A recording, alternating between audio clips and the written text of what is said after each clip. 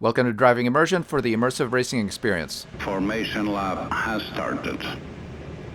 If this is your first time here, we drive from the cockpit with a steering wheel and pedal set for a full simulation experience.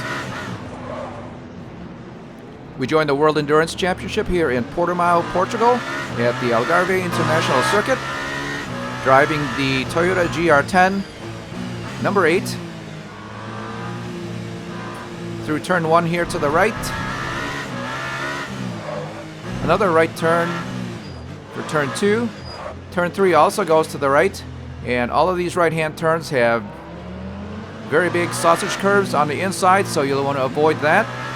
Turn 4 here to the left, and we're going to feather the throttle as we go up.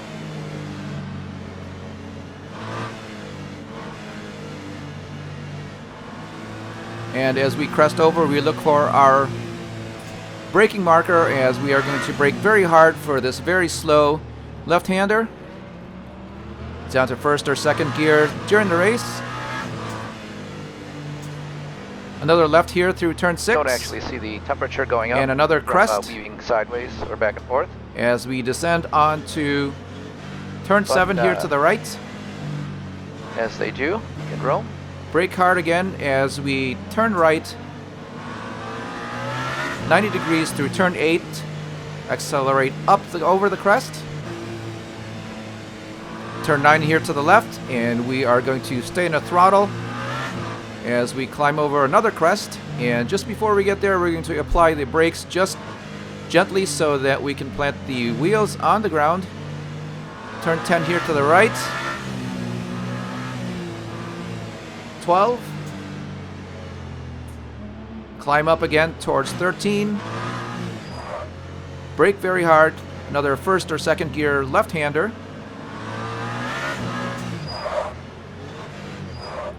Drive down to turn 14 here to the right, which is a long right-hander. And we are going to, again, have to feather the throttle as we accelerate out of the turn.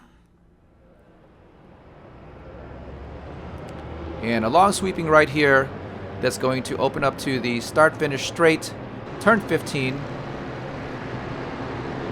It does have another crest in the middle of the turn, and that's going to be a determining factor in how fast you can head down the main straight here. So waiting for the green flag. All of these elevation changes change the technical level.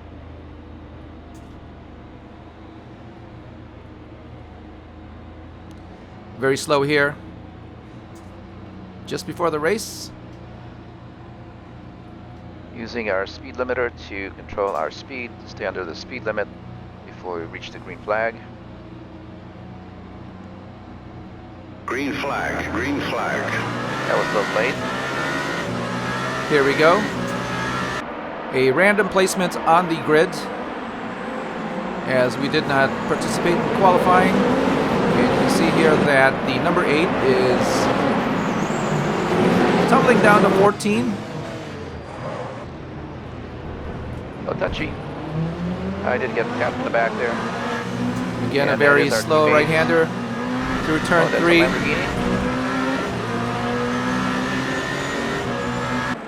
So the Lamborghini in the green car is very aggressive, and he's going to be like that for some reason. You can see there that he's fighting off both of the Toyotas, the number 8 and the number 7 behind us now.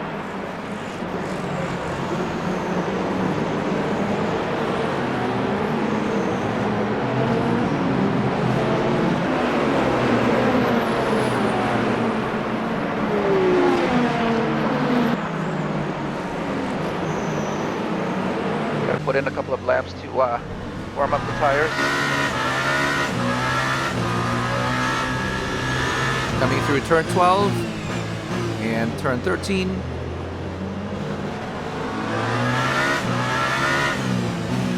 Yes, and the fact that there are no tire warmers in the WEC makes the first few laps a very good challenge. In fact, when you come out of the pits or when you are joining the track out of the pits, the tires are below temperature, and sometimes depending on the track and the weather, you'll have to wait maybe a lap or two before they're up to temperature. But here we are after lap 1.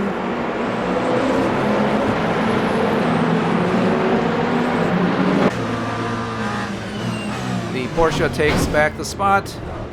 Got hit in the back. That's the Lamborghini again.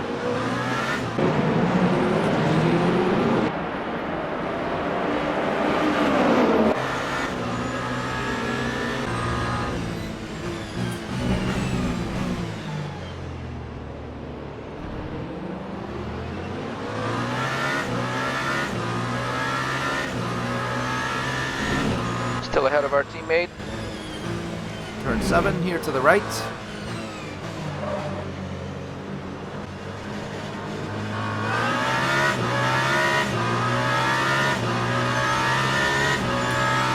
Looking back at Mike Conway in the number 7. And he is past the Lamborghini for now. There we are, we just saw the number 4 fall behind.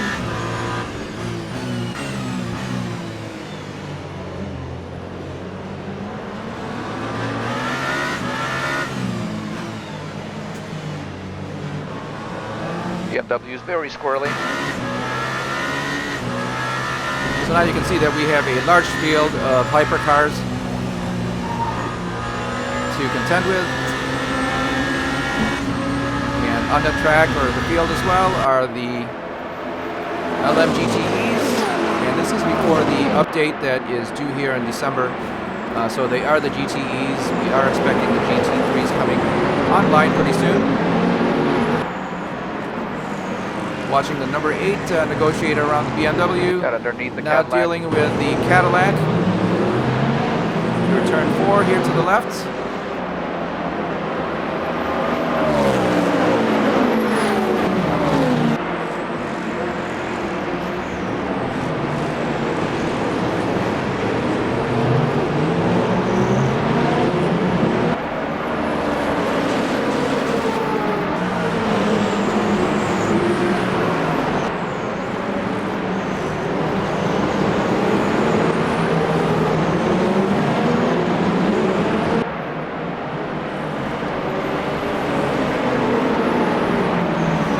The Alpine, and our tires should be at temperature at this point.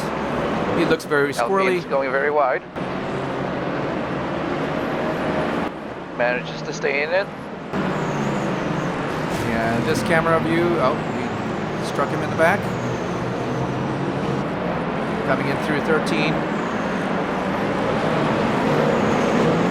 Very good view of the elevation changes throughout the circuit.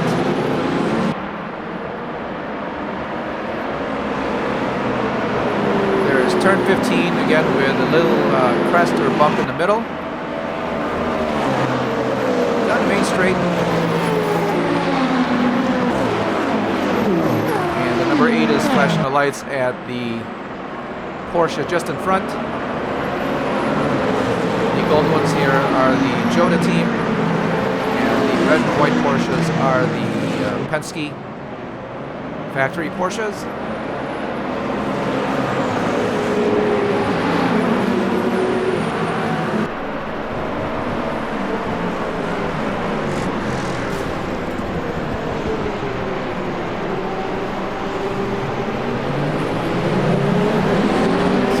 Outbrake him in turn number 5. A very hard thing to do, but it's actually a very good spot to make a pass.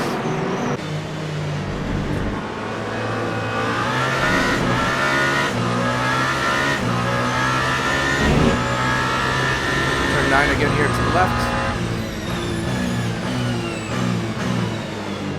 And this approach into turn 10 is very difficult as you come over the crest. The car has a little bit less weight on the tires, so again you have to apply the brakes just before you crest, and that will slow it down and pull the weight back down onto the track so that you can apply full braking power. So moving up into the field, you can see here the other Jota Porsche, a Penske, and the Cadillac just ahead. dealing now with the Jota They're Porsche. run on the Jota.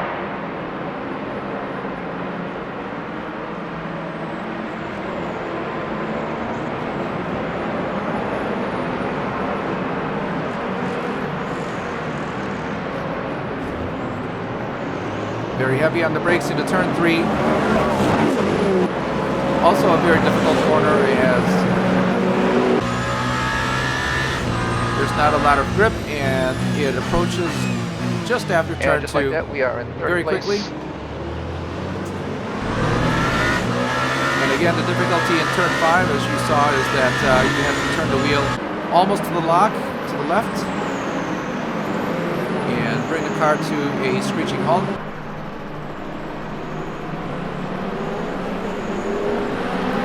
If you experience any understeer there, you may just be going too fast. The secret to turn 5, again, is to slow down. Very big dive here, and we get underneath the Porsche. I believe that is the number we're able 5. to do that all day.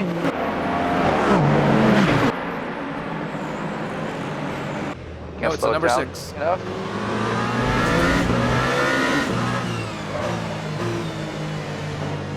We did make an attempt to come back around. That is a Porsche coming around. There we are.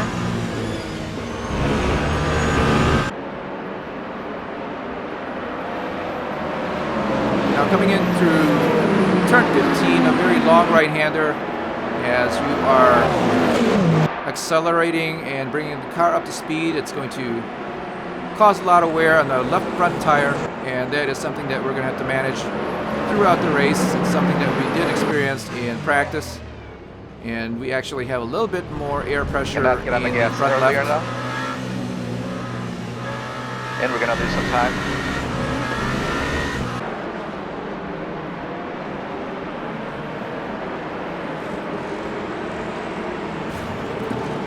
Another bump on the Porsche as the racing is very tight here.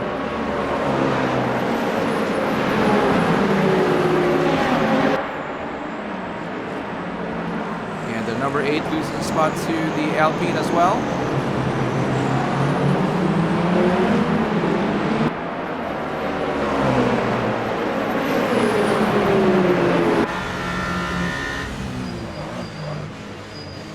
And there's an example of not having enough weight on the tires.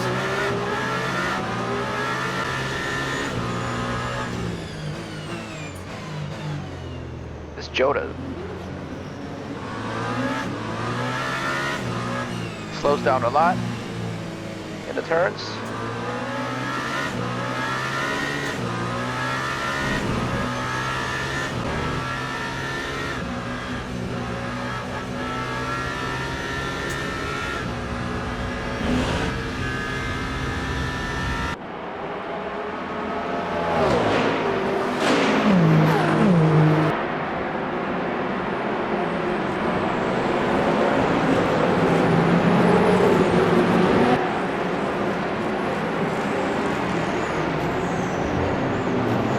There we are, just underneath of the turn 3.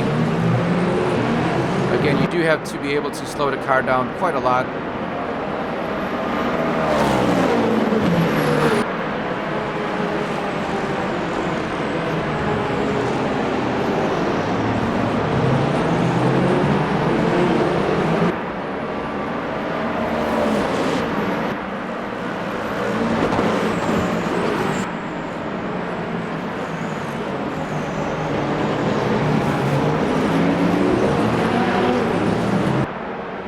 As we are watching the car circle the track, this is Le Mans Ultimate with the maximum settings for graphics. So it is at its best, and you can see there that there's quite a lot of good reflections on the paint finish and car detail without HDR. And right now we are also driving in F124 with HDR, but it is very costly and requires a lot of power from our graphics card.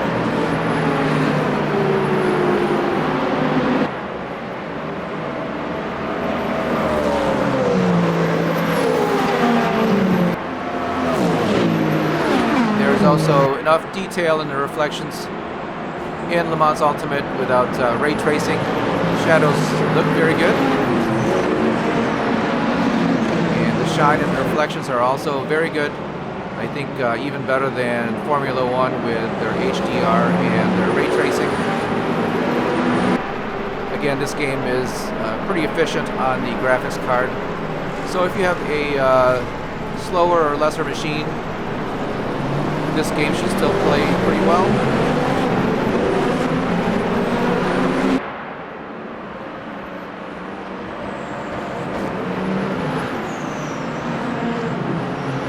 So back up to second place, the number 8 is moving up.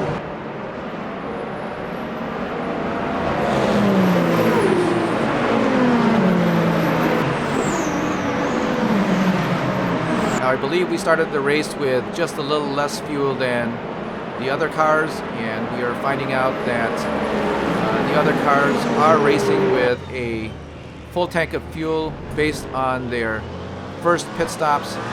So right now we are starting off with about 70 to maybe 75% of a fuel load, and that is allowing us to Second hit from the Porsche in the back. have a car that's just a little bit faster, a little bit easier on the tires. But the settings, AI settings that we are racing with right now, the cars are actually pretty fast for what they are.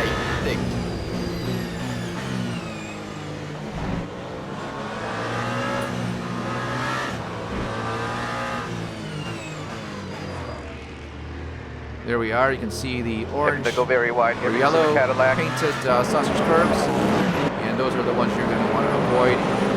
But certainly throw your car off. The Penske Porsche number 6 here has a good run on us down to turn 5. There's a Porsche just inside. And you can see how he ran over the curb. Absolutely unsettled the car.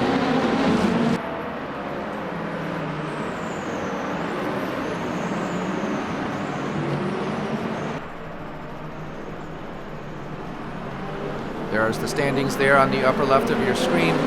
Again, the number 8 is up to second place. Our teammate, Mike Conway, number 6. Gonna have to get around the Cadillac eventually.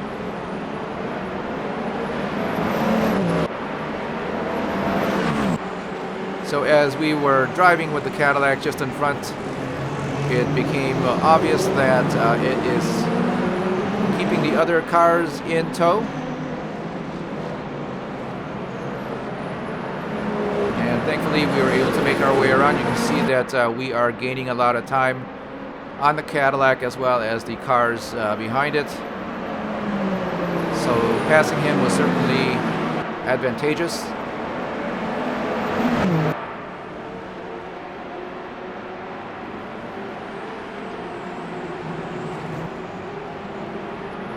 Tires are in good condition. Oh, overshot that. There is the fault in turn 3, and you may see that over and over again, not just with the number 8 but with other cars as well, as you will have to bring the car to a very slow rate. Same here with turn 5.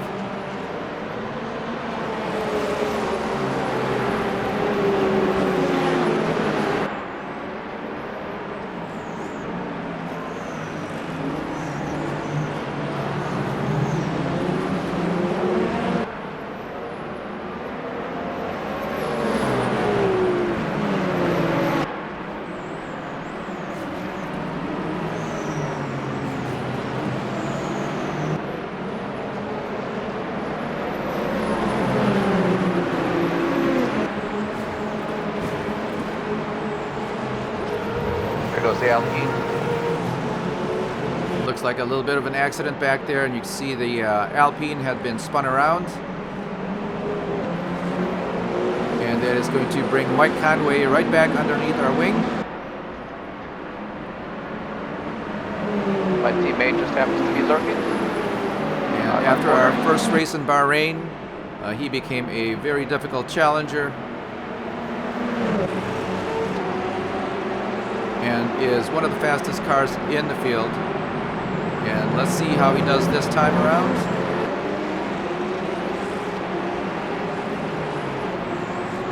Not gonna push it.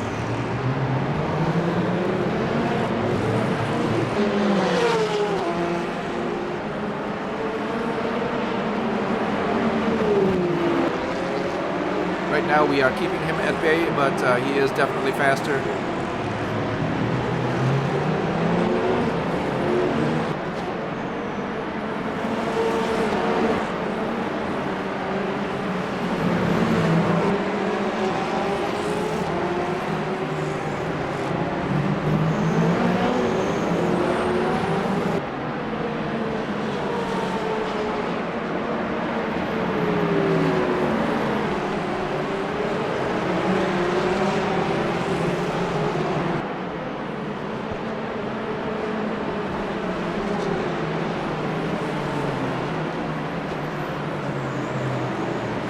And there we are in the camera shot. You get to see the GTEs as we come around to lap them. So we are going to be driving through a crowd of cars in just a few corners here. There is a little bit of a secret to turn 15, and I've seen some of the other cars, they actually applied the brakes.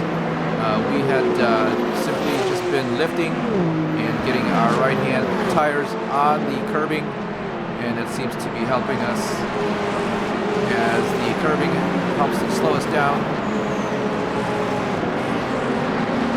Thought about it. And then lifting the throttle will apply the weight of the car onto the front tires. Oh, good grip there from the Porsche. Big spin there. The Porsche ran into the number 8, 360 degrees.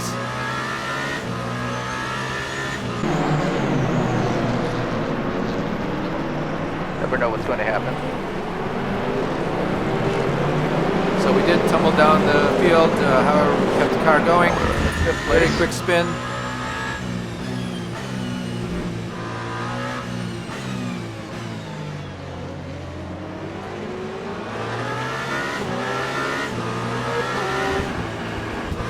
Very crowded now as we have to put our tires on the grass.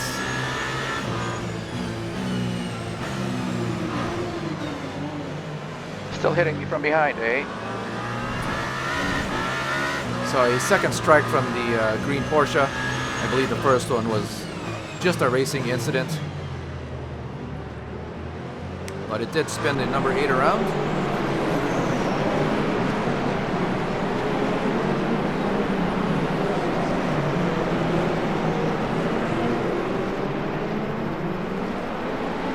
So from the helicopter view, very good detail on the cars, very good detail on the track. The tire marks are very well detailed.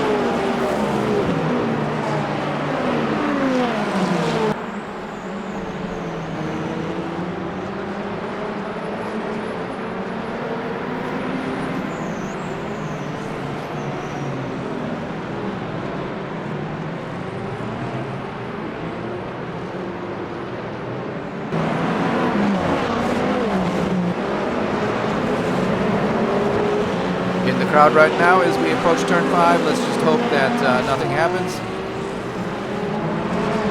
with the GTEs.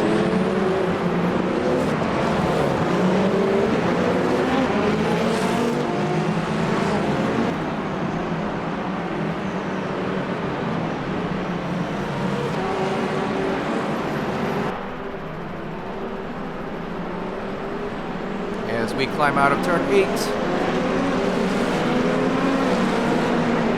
9, and again a little bit over the crest and brake early. Turn 10 and 11. Just taking the lead of this Cadillac here. Oh, very wide. Big dive on the Cadillac. Not able to keep his position.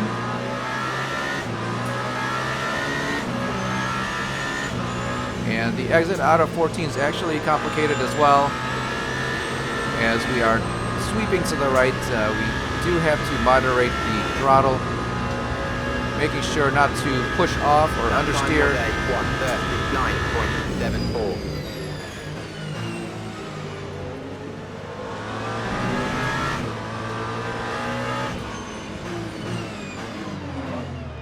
Big dive on the Porsche. And Porsche again, was if going to you're take it, so I did. able to slow the car down, you should be able to make that turn.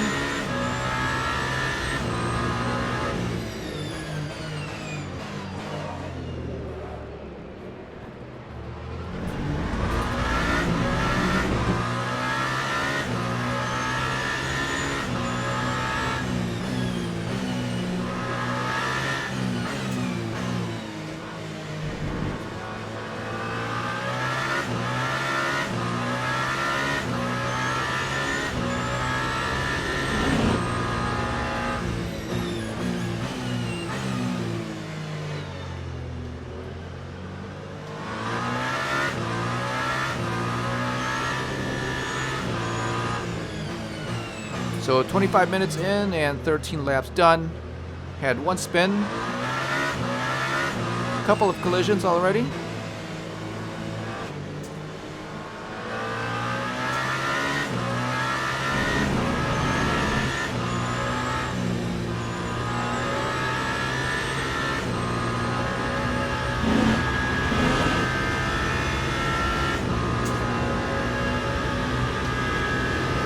Lap 1:37.29.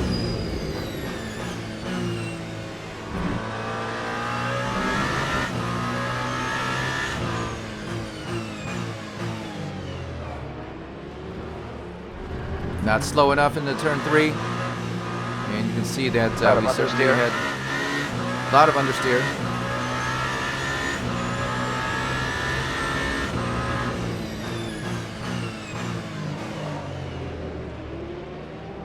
More understeer.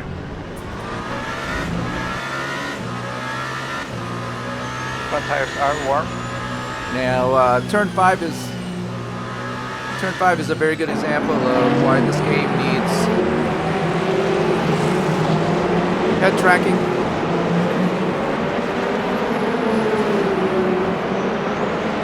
As it's going to allow us to look into the corner.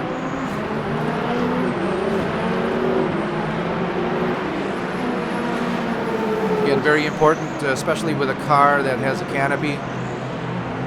So our view is actually limited in the cockpit.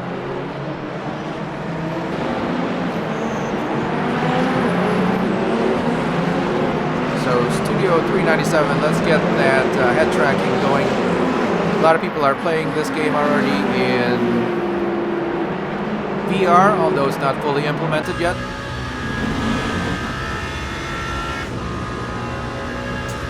So we are in 4th place, Lap about 3 seconds 1:37.84. behind.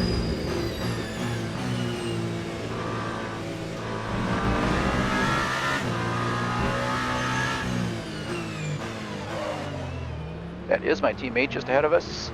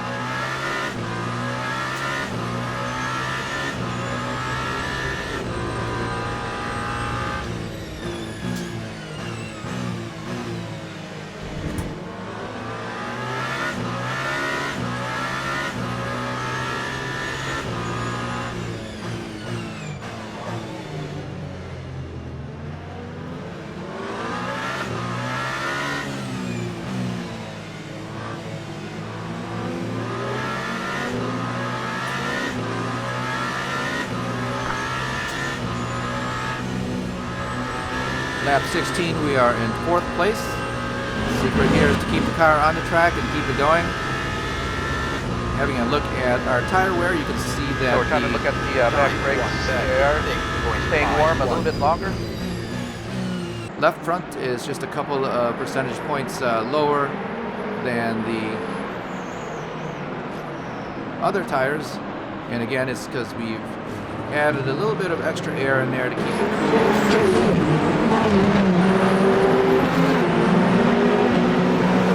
I believe it may be a matter of 1.5 to 1.75 pounds extra. And you can see here that on track it comes just over 26 pounds, and the right front is at 24 pounds. And after this many laps, the wear is actually very good on these tires. These are the medium tires that we are racing with. There's also a hard tire available for the Hypercar, and a soft tire available, but that's only at the Circuit de la Sarthe.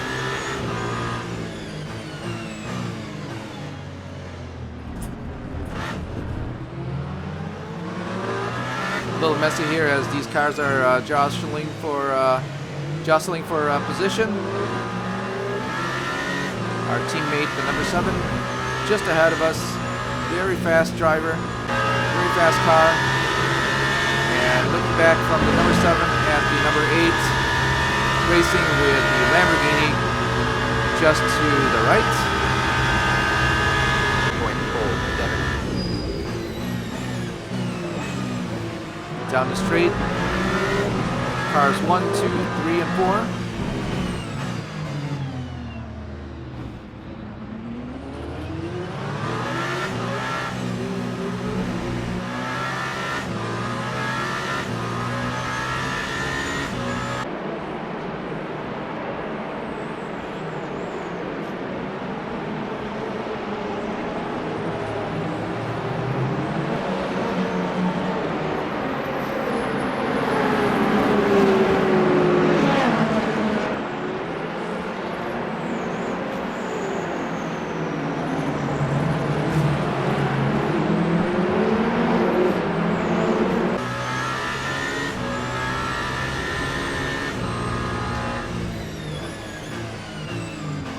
Very squirrely there for the Alpine.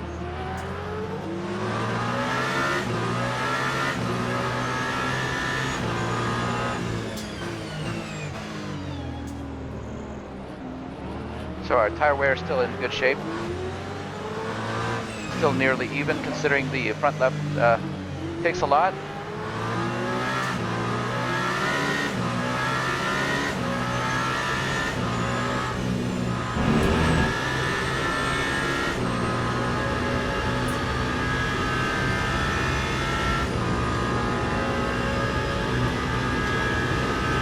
Lap 138.12.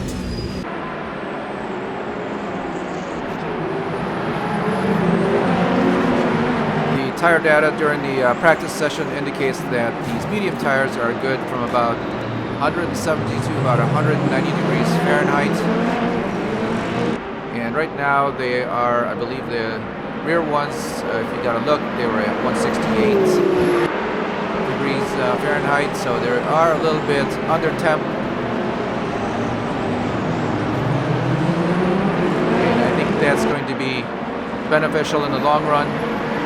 I think it indicates that we are not driving them too hard, but this left front is going to be worn out early on in the race. It just takes a lot of work on this clockwise track. There's a lot of turns here that crest, and the braking before and after that crest that happens puts a lot of wear on the tires. Around turn 13, 14. And Mike Conway is just behind. I can't seem to get a good run out of the last turn. There's our teammate just coming around. So now the number 8 has made his way around. Try to draft him down the main straight. Just not fast enough. Now to a very slow turn 3.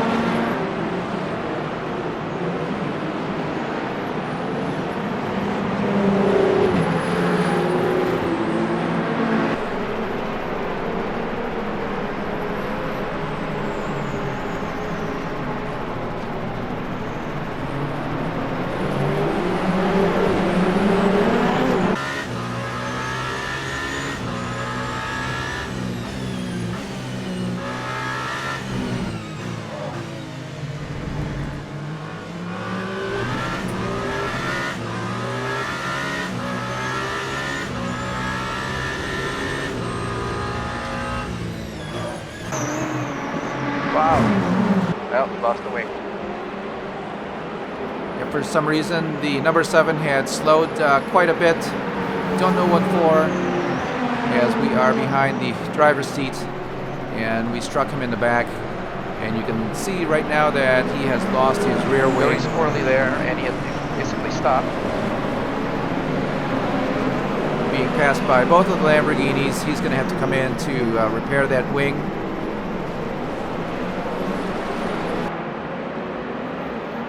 And he is steadily falling backwards. Let's watch as he comes in. There he is.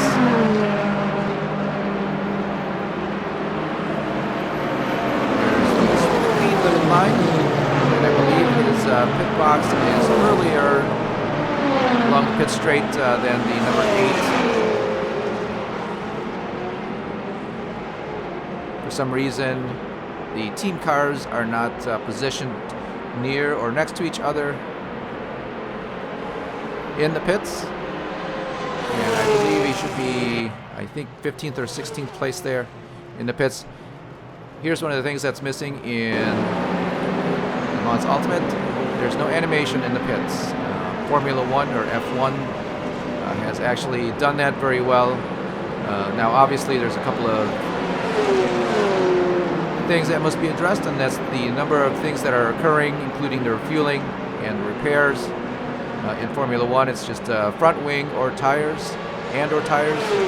But here, a lot of times you'll have the mechanics coming in, cleaning off the windshield, wiping down other parts of the car, including the front bumper and headlights. But I believe that can all be implemented. Somebody's just got to do it. Big hit there. So back to the number 8 as we Probably are the coming Lamborghini. around. There's 2 of them. Turn 13, the Lamborghinis got very aggressive again and spun us around. And right now, they are both ahead. Happened too fast. Can't tell which one of them did it, but they are speeding away. And we're just going to regain our composure here and get back to racing.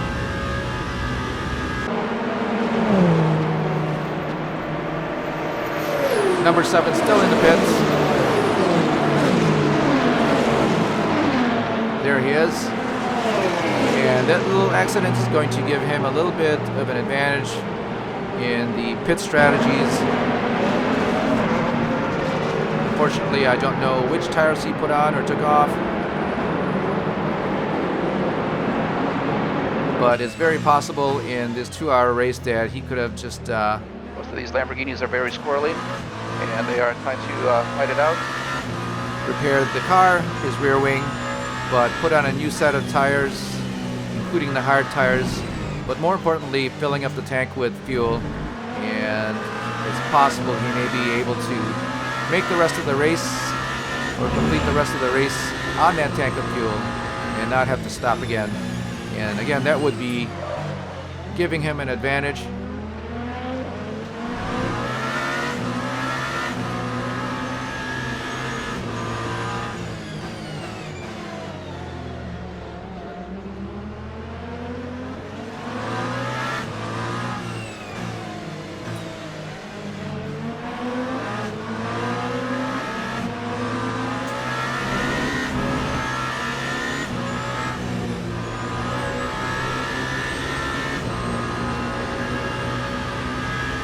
With both of the hard-charging Lamborghinis in front, we cross the start-finish line.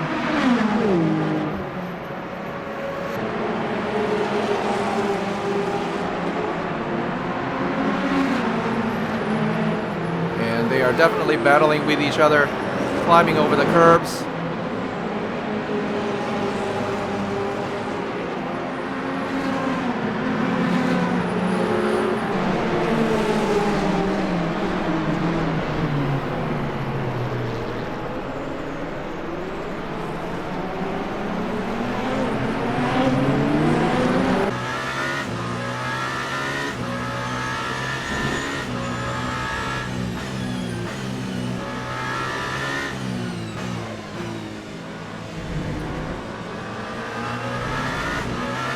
And as you can see, we're coming around again to drive through the GTEs.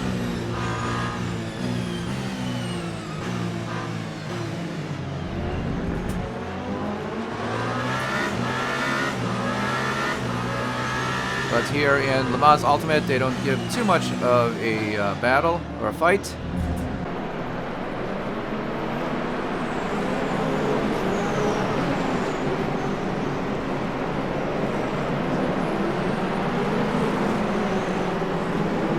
So our front tires are wearing out.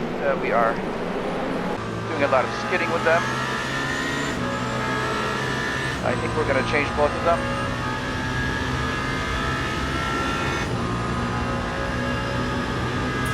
Time 1:40. Along with fuel. 0.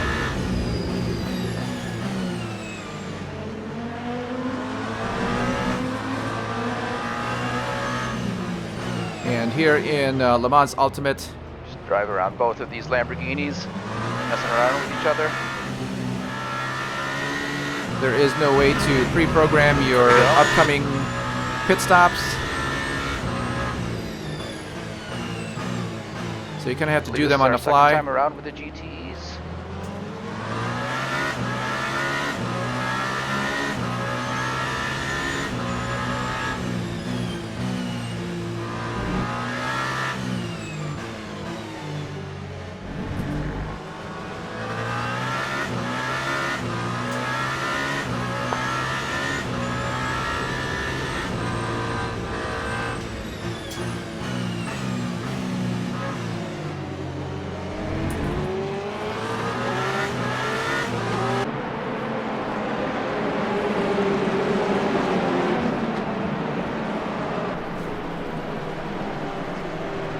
I remember getting hit by a Porsche. Little nudge there to the green one. I believe he's the one that spun us around no more last hitting. time.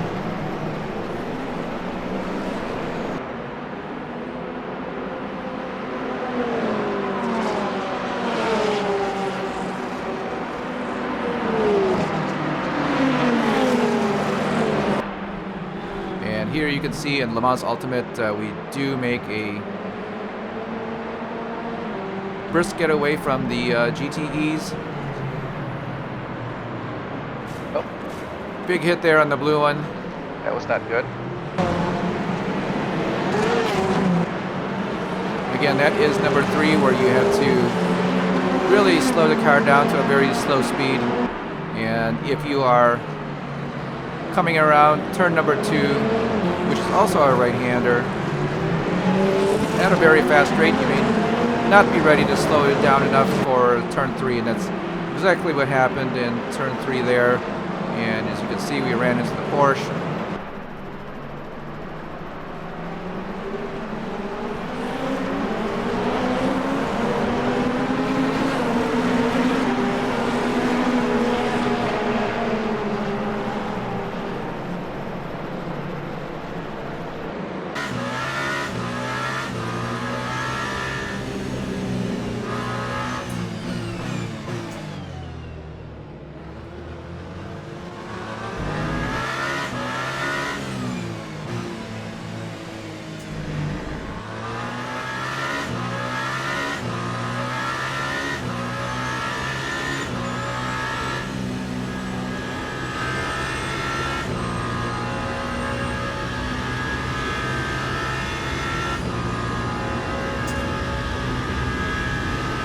That time was a 1:38.53.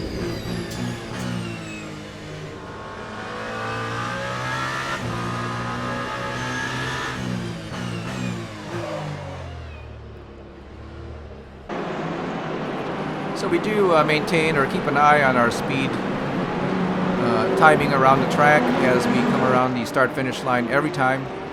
You heard that it is announced by the pit crew over the radio. However, we don't have the pit crew per se that is an add-on to a lot of these racing games, as it's just too much talk and it's just very distracting, I would say. I would rather have it just the way that it is.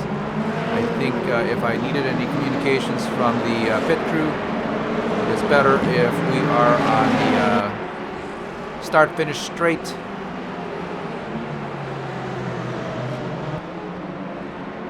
And I really wouldn't want anybody to be in my ear telling me that there's a car to my right. And in fact, in Le Mans Ultimate, the surround sound is actually good enough that you can tell if they are to your right or behind you, or you know, if they are right in your blind spot, or if they're to the very right of you. So there is a radar system that's been added on to Le Mans Ultimate. However, again, I don't use it. It's another distracting thing to see on the screen. I think if you're driving with headphones, you can basically tell where the car is. There are some instances when they do outbrake you and they surprise you by being on the inside or being next to you, but that's part of racing. We do have a rear view mirror / camera in the car here for the Hypercars, none for the LMP2s right now. In fact, these GTEs or the GT3s should have cameras and monitors as well, so they can see continuously what's behind them.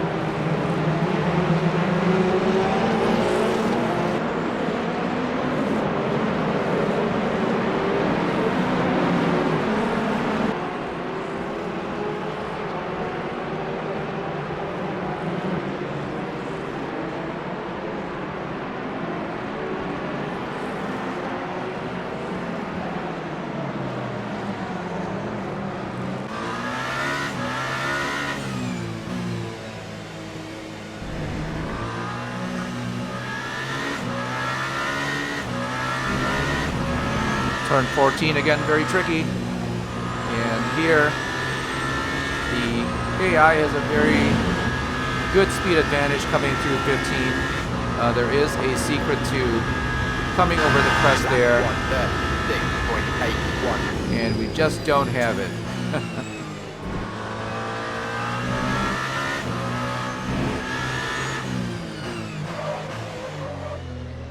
Big lockup. So 27 laps in, 28 laps. The two Lamborghinis are behind us, coming around turn 4.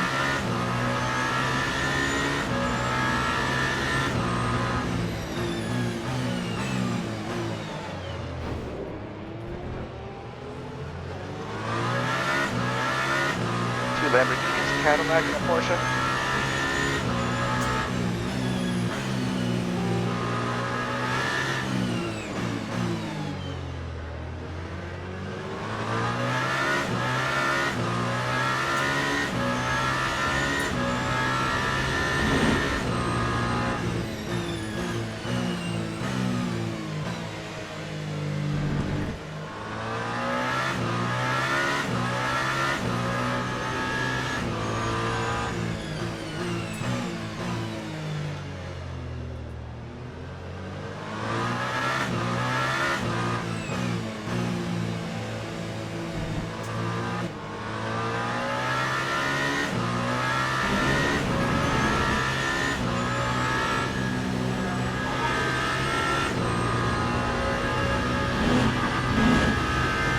And we do have the tire temperatures displayed on the steering wheel, and you can see there that the left front is very high compared to the others as we come around turn 15.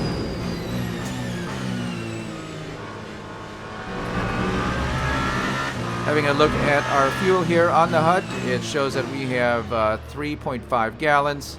The steering wheel shows liters, and you kind of have to make calculations in your head while you're driving 3.8 liters per gallon. But right now we are using 0.68 gallons per lap. That varies widely based on how much of the Very electrical slow. energy you're using. So quite a lot to think about here as we are circling the track at speed. Now with just 3.3 gallons in the tank, we're going to have to start making arrangements for our first pit stop to get out of this set of mediums, if that's what it Trail requires. braking here in Portimao. But certainly we are going to be due for a stop for fuel, without question.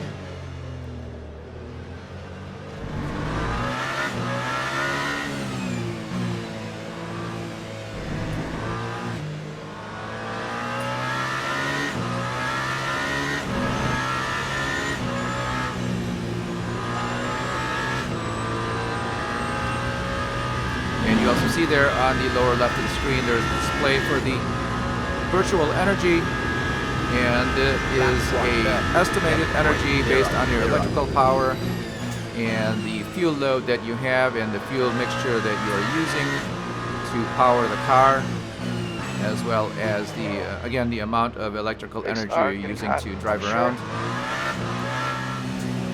Quite a complicated thing, but you cannot run out of virtual energy.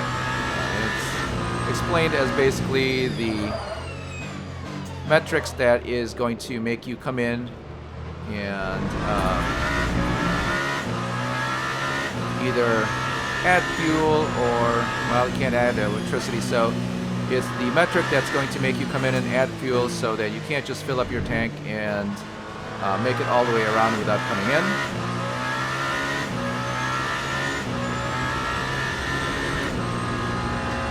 So the rule set for the hypercars are actually pretty difficult. Just trying to run some consistent laps here. Whatever it is that we're doing, it is allowing us to stay ahead of the Lamborghini, which is just behind. Well, with 3.3 gallons of fuel, we should be very light on the car. But again, need to make time here to come in pretty soon. And an hour and 10 minutes into a 2-hour race, we are at lap 30.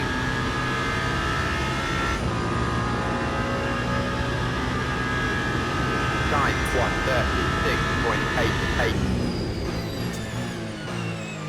Okay, we're coming in this time.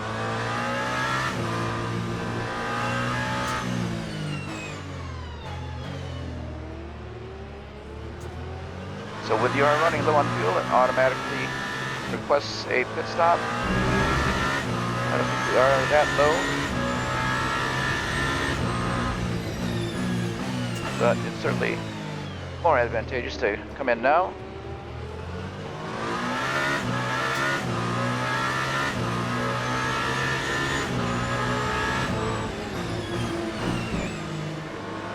So it's very possible that we could do another almost 3 laps of fuel with 2 gallons using only 0.67 gallons per lap, but the virtual energy is, I believe, 3.9%. And again, that is the determining factor that is making us having to come in and adding fuel.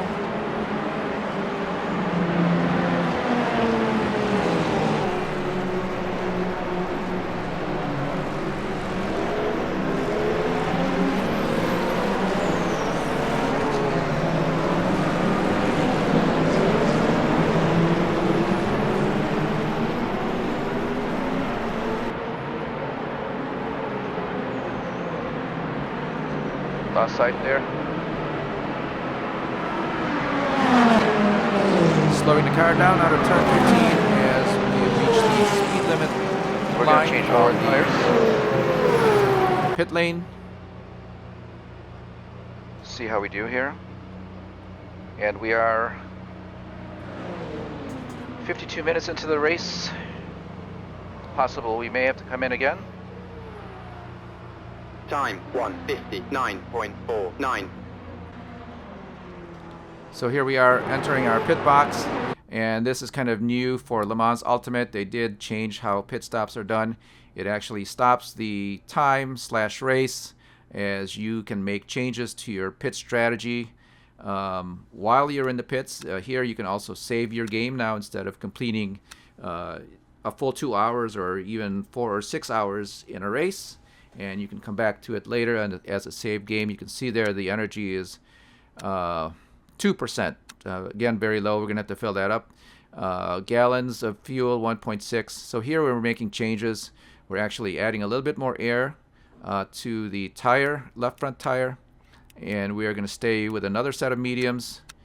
And here is the projected amount of virtual energy that we're going to apply.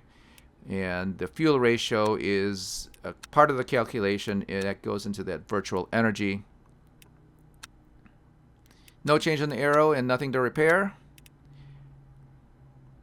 So once we have decided what we're going to do, we're going to just save it here just for the heck of it. And here we click on start driving, and that's going to continue on with the real time. And now they are going to start off with whatever they have to do to the car, whether it's changing tires or adding fuel. In real life, we're going to fill up with virtual energy and fuel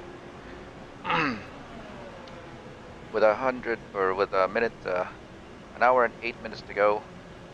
Maybe we can make it to the end on this set of tires. Do a one stop. Don't see anybody else coming in, so they may have started with the mediums. Sorry, the hard tires. So right now we don't see anybody else in the pits, and you can see there that the car went up on the jacks. Unfortunately, there is no pit crew animation here at Le Mans Ultimate. There is also none for R Factor 2, which is the basis for this game. And it would be certainly pretty nice if they could put that in, and it just puts more emphasis on the pit stops that you do by seeing the work that the pit crew is doing. So back on the track after a full tank of fuel, new set of tires all around.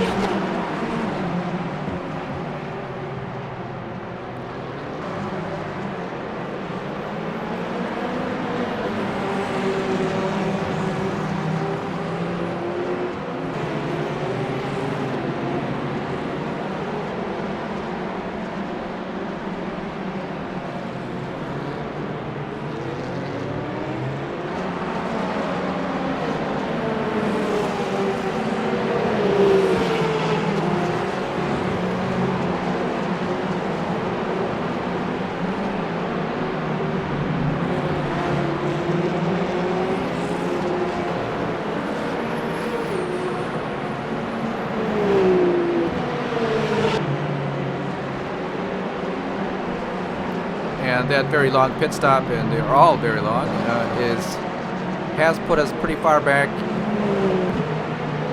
along the leaderboard. In fact, right now we are not showing it all. I believe it goes down to 20 cars. Kind of have to scroll down here. Having a look now at the pit lane, you can see here that the front runners, the Lamborghini, at least one of them has come in. There's the Alpine, I believe, that was running in third or fourth. So our pit stop was actually about a lap early, which is just fine.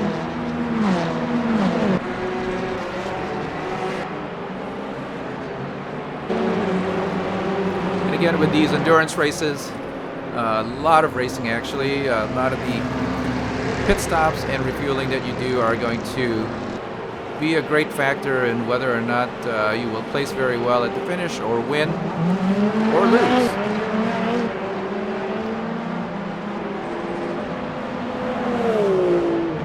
Watching the Lamborghini exit out, you can see that he is pretty far back down the field as well. And we'll see the other cars that did not come in possibly on the next lap. The Alpine also back on the track, number 36.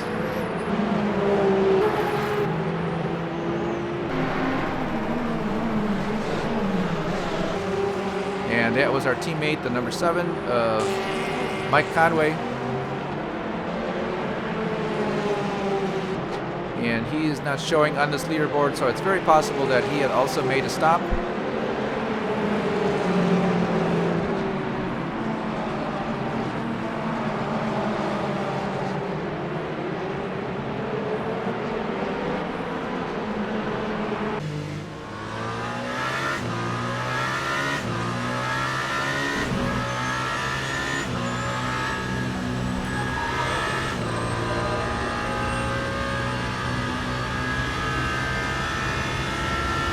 we are. Graphics show that we had heated up the left front tire That time was a 1:30. by quite a bit, but now with a new set of tires, everything is at 98%.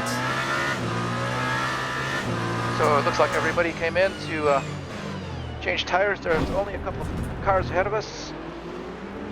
And with the other cars coming in to change out of tires and refuel, Whatever it is, they beat us out of the pits, I think, with more fuel. you can see that we are back up to third place. Or lost time changing tires. So in okay, actuality, we can we make this actually did beat a lot of the Especially other if it cars means out we of don't the have to pits, come in again. including both of the Lamborghinis. Now Kevin Estra should be in the number 6 Porsche. He is one of the cars that would have beat us out of the pits, and he did, as he is just in front of us here. No, the number 63 Lamborghini is in front, so he did beat us in the pits. And if you remember, just after we came out of the pits, there was one Lamborghini in, so the other one was still circling around, and that should have separated them at least for a little while. Coming around the number 6 Porsche through 14 and 15 here, we are back up into second place on lap 34. Very carefully around Terrible place to get stuck behind a car. the yellow Ferrari. Lap 1:39.29.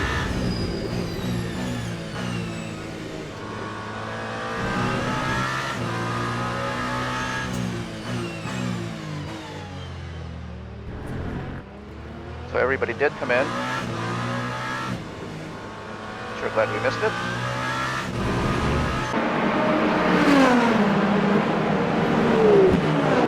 Yes, very early in the release of this game, we had an occasion, I think we were racing in Sebring, where we came into the pits, and no, it was Spa-Francorchamps, and there was a crash among one of the hypercars in the pits, and it actually blocked the whole pit lane, and it was like that for about 3 or 4 laps. We did drive through the pit lane at that time when there was a block there with many cars being held stationary. We did push through and get to our pit and come around. No, that was the race at Fuji, and you can actually see that here on the channel. It was the previous race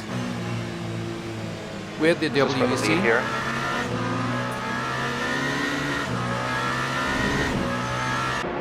And there is the first place runner, Lamborghini, just ahead of us.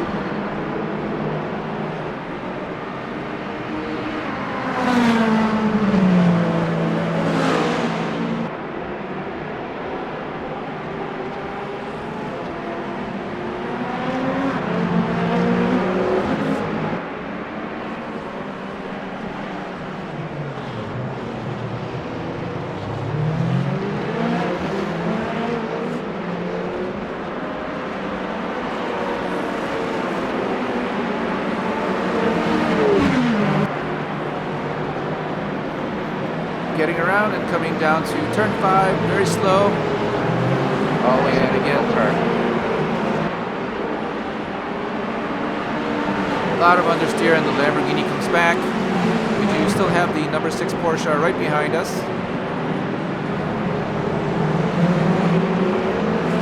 And he's gonna definitely put up a challenge if we go any slower.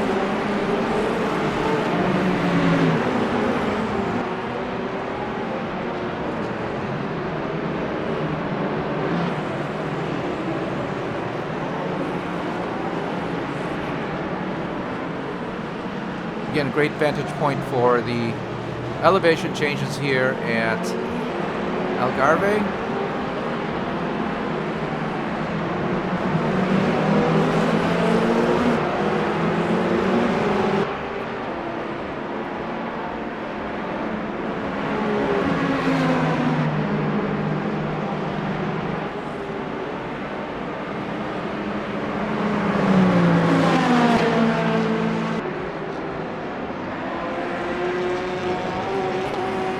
track is actually a very popular track for motorcycle racing as it is very wide open. And again, there are a lot of elevation changes that coincide with the turns. And it makes for very exciting racing.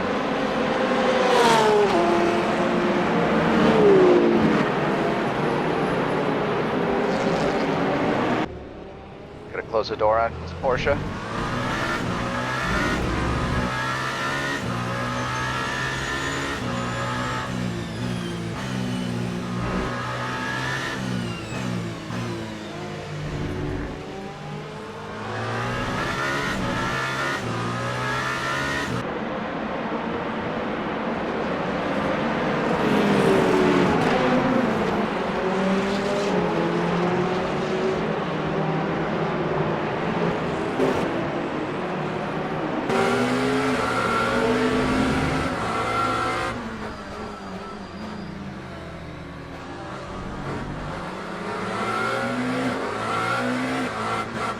On board with the number 63 Lamborghini. That is the number 6 Porsche just ahead of him in second place. And in the lead is the number 8 GR10. And he's going to try to close off the lane here for the Lamborghini. So you saw a little bit of a collision. Very hard on the brake as you make a right turn. You can see the Lamborghini struggling for grip in the front tires as he is sawing at the wheel.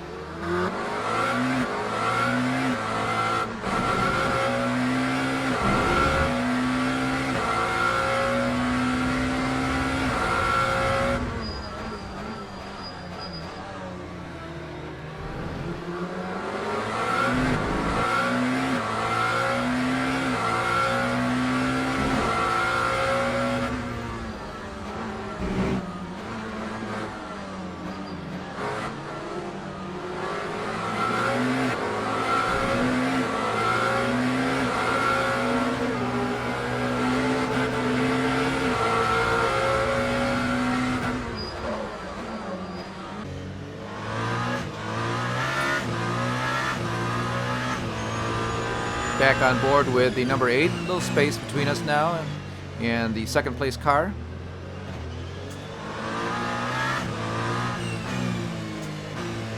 So while we are comfortably in the lead, we are going to start short shifting a little bit. We can save on fuel.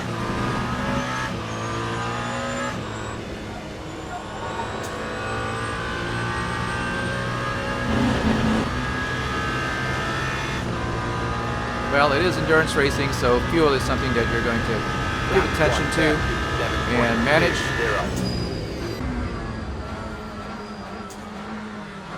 And again, we were given the time for that lap. We are still within about a second and a half of our fastest lap, so good lap so far.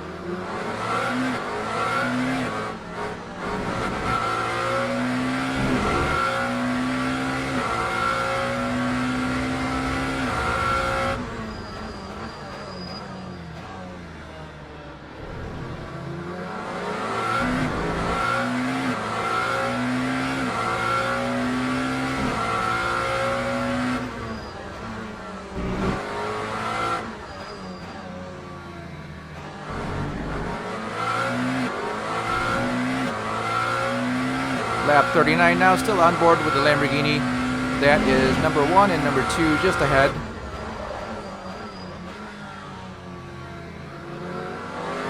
Again, very tricky as we crest over 9 or over 10.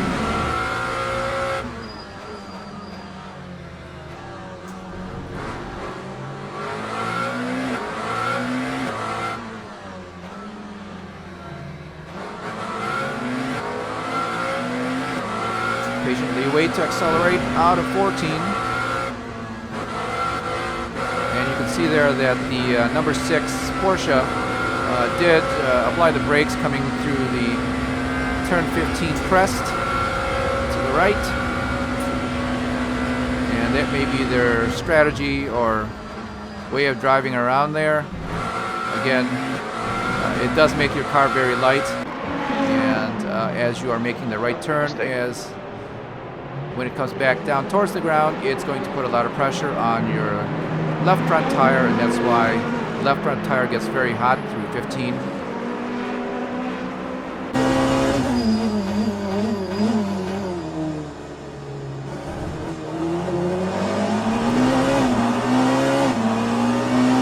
On the rear bumper of the number 6 Porsche.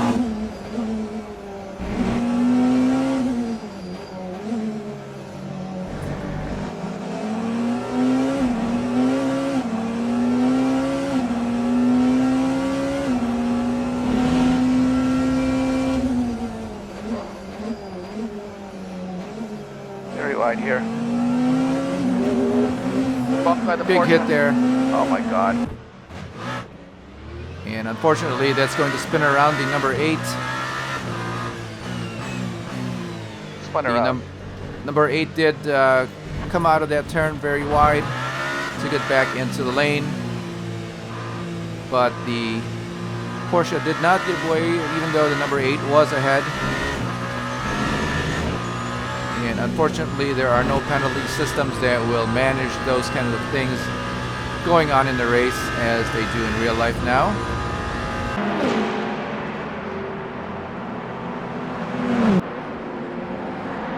So back to racing.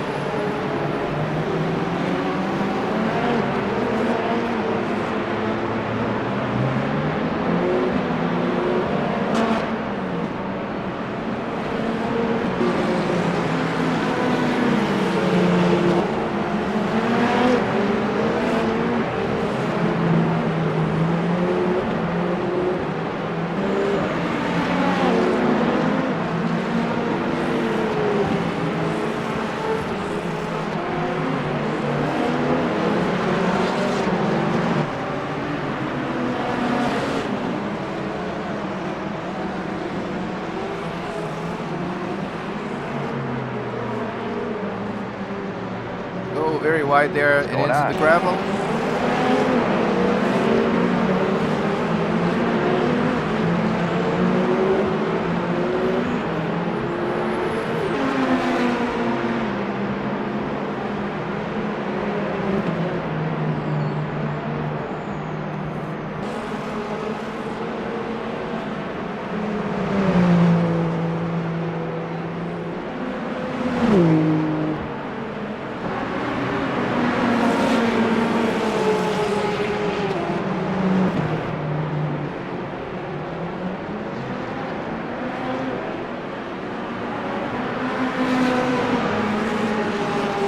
Turn 3 done very well, along with turn 4.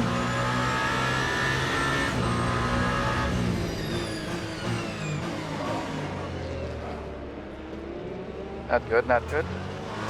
Turn 5 not so well.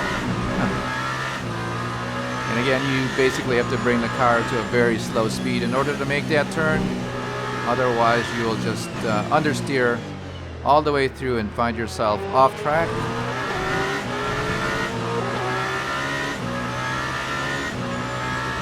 And that will happen a lot here at the Algarve course. Yes, there are a lot of elevation changes.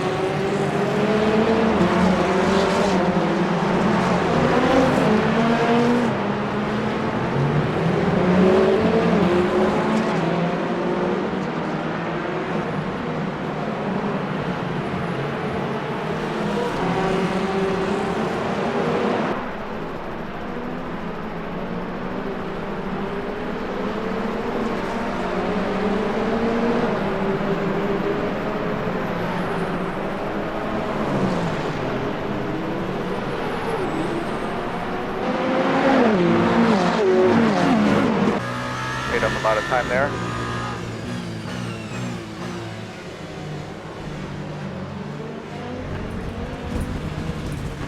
So And the momentarily back to the rear of the Off-ride number time there. 6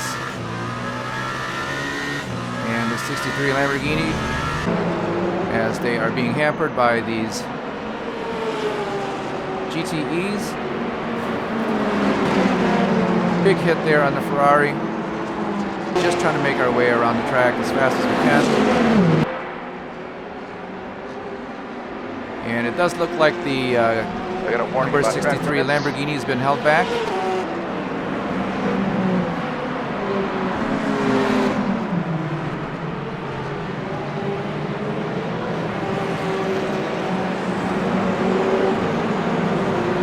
Take the lead back.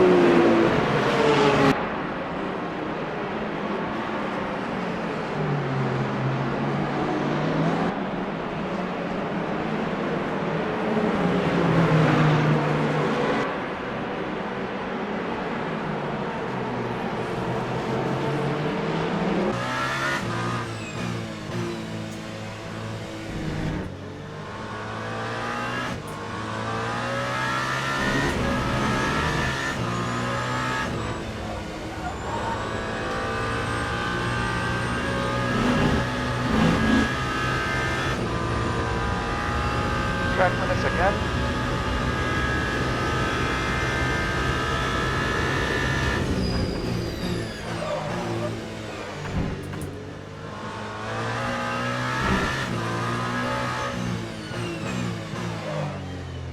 All right, I'm overheating my tires here. You can see that front tires are suffering.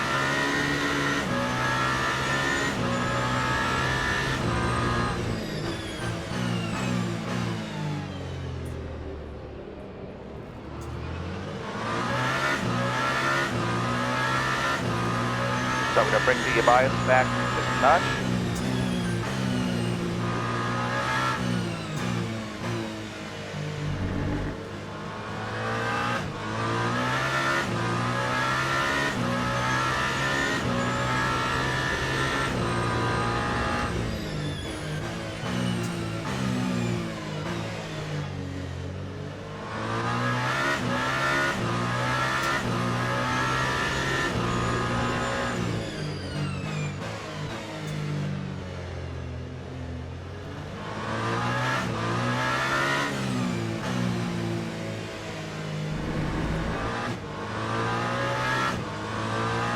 So we just made an adjustment on the brakes, moving the brake bias back just one notch, and you can see now that the brake bias is now 52 instead of 53.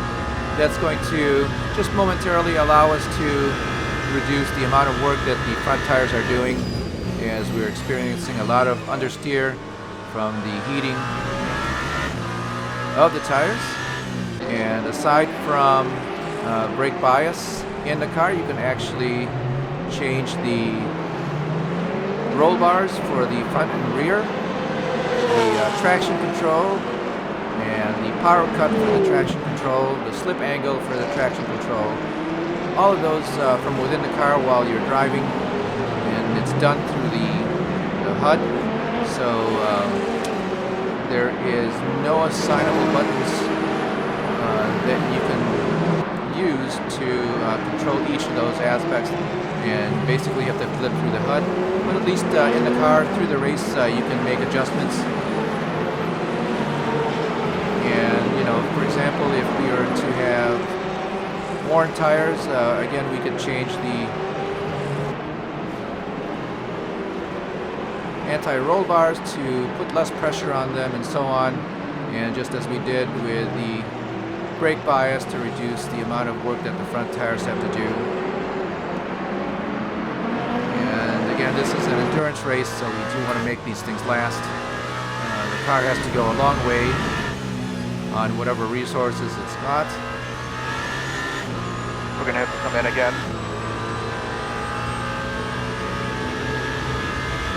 So looking at Got 32 minutes of fuel. We're showing 43 minutes left in the race.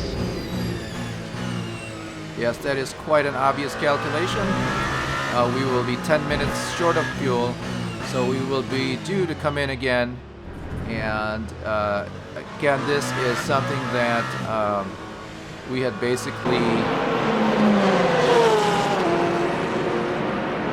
figured was possible when we started the race with less fuel. It's very possible that the other cars would only have to stop once. But we'll see here. Again, it's a 2-hour long race. And each fuel stop is roughly under an hour worth of driving.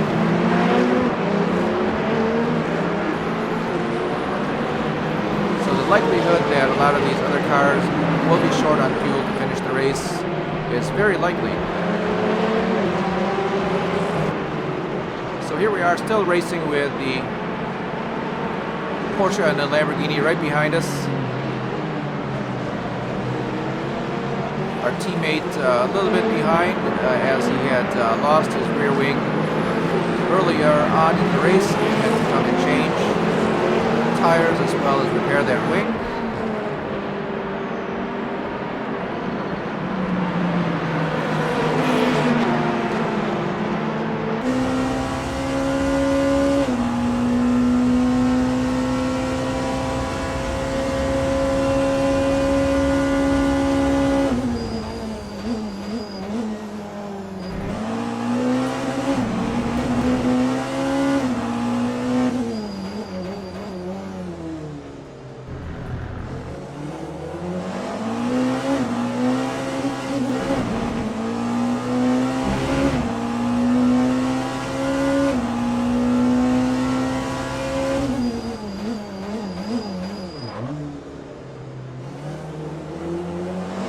On board with the number 6 Porsche, Kevin Estra. I believe he should still have the Lamborghini 63 just behind him.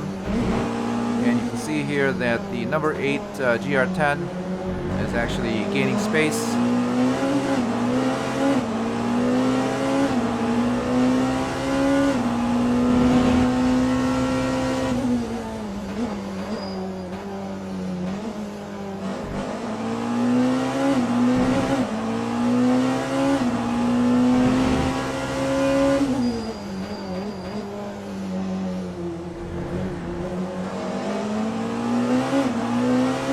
Again, for some reason, the number 8 very wide on turn 13.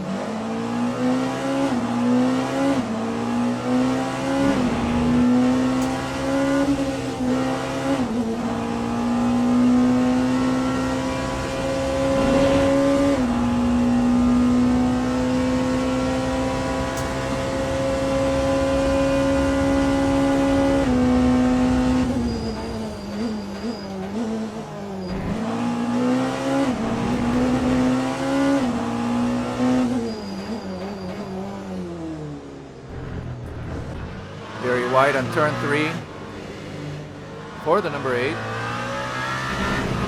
And it's going to give the number 6 a very good run. You can see him just in our mirrors.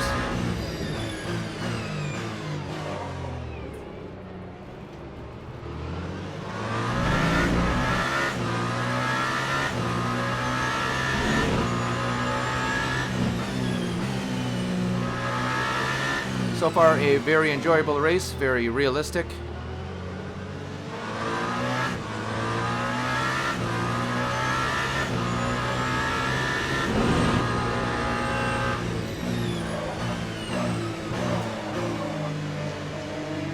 Porsche covered all the doors.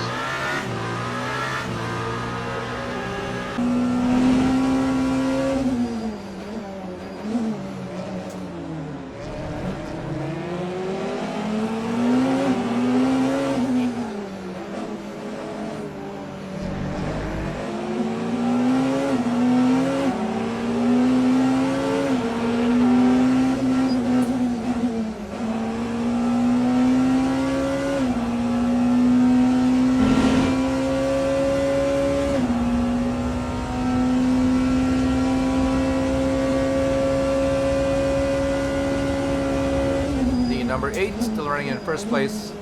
Able to keep a very good distance here to the number 6 Porsche. Coming in through turn 3.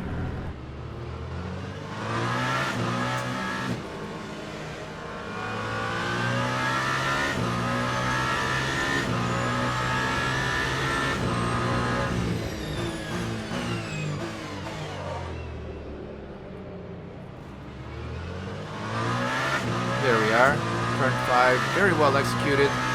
Again, slow the car down.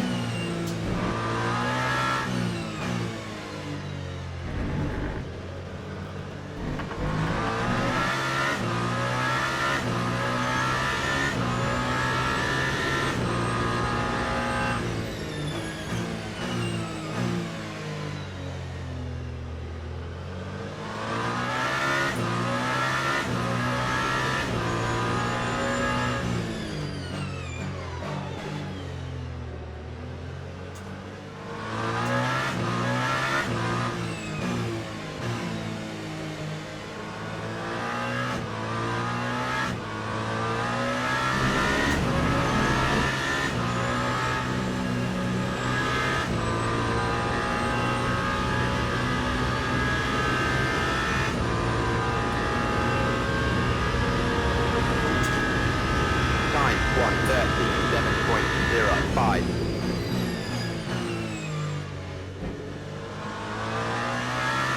1:37.05. .05. Our fastest lap is a 1:36.1. So we are Gotta conserve definitely fuel. still running fast.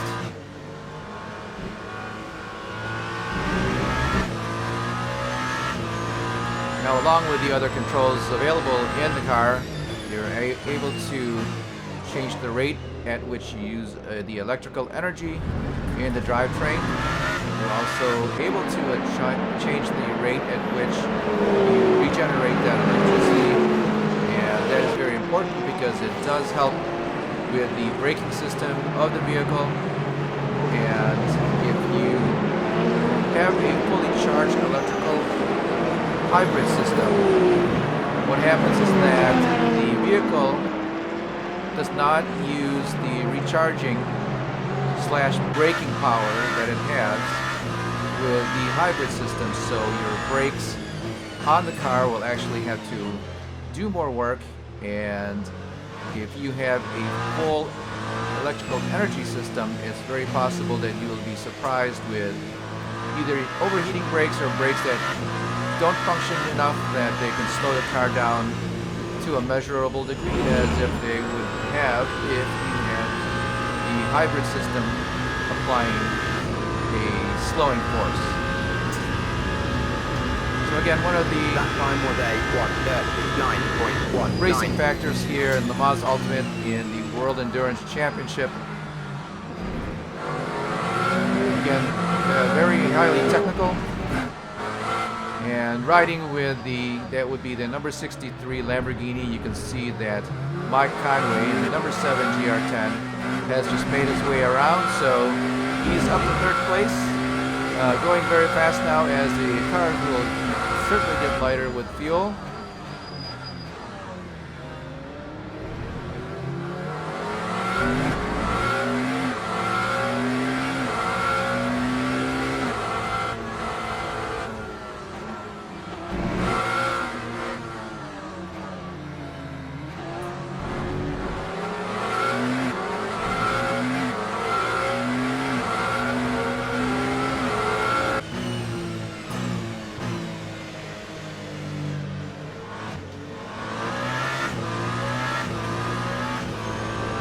I don't think we can make up 10 minutes of fuel. And we're definitely losing time. There is the number 6 getting around for 1st place. And right now, based on the calculations and the last 5 or 6 laps, we've been trying to save fuel by using the hybrid system and by shifting up early. And there's still 10 minutes of fuel that we need to make up. So right now, from the number 7, you can see the number 8 and the number 6 exchanging places for first place. But right now, behind the wheel, we have to be calculating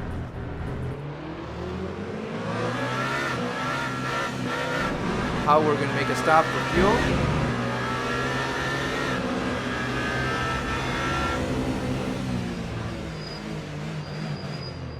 So turn 5 on lap 53. This car is based, or this race is based on time. Spun around by the Porsche. Again.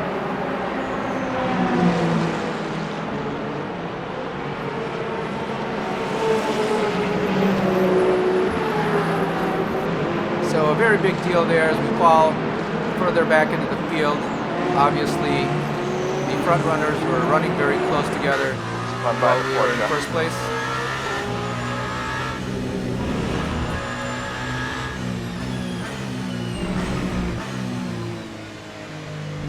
Don't know how we're going to catch them at this point.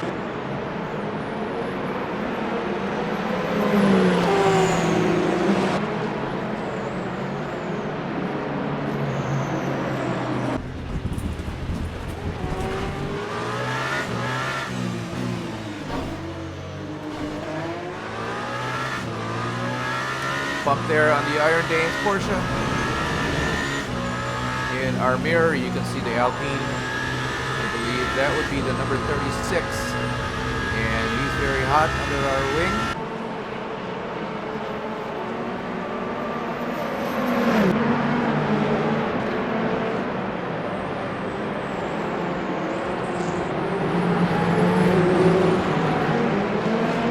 Now, one thing about the game are these Ferraris. They're actually very fast cars in real life, but so far in the 3 races that we've had, they have not a challenge.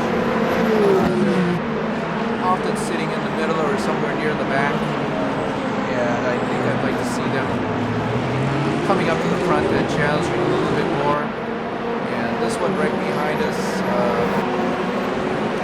I believe is the number 51.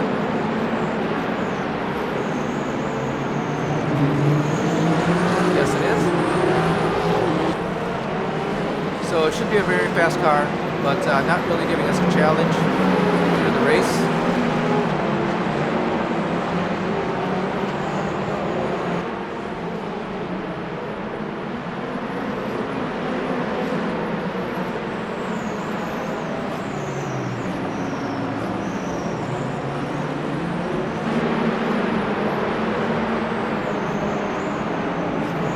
So lap 54, the number 8 is back down to 5th place after a spin caused by one of the Porsches, the number 6 of Kevin Estra. We're going to need 30 minutes of fuel. We have 22 minutes. Lap 1:37.11. So quite evident now, even though we still have 8 laps of fuel, or 8 gallons of fuel, that we are going to be short for the finish. There's 29 minutes left in the race, and right now we are showing 21 minutes of fuel.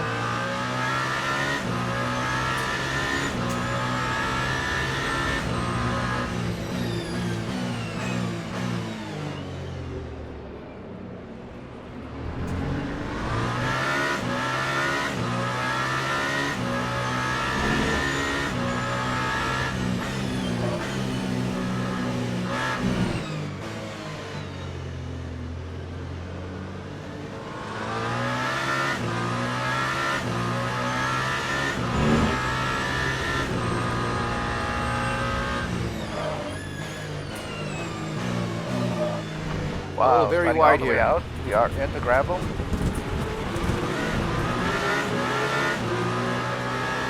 And that is 3 cars ahead. Back down to 8th place with a Way too hot Cadillac for the just tires. under our wing.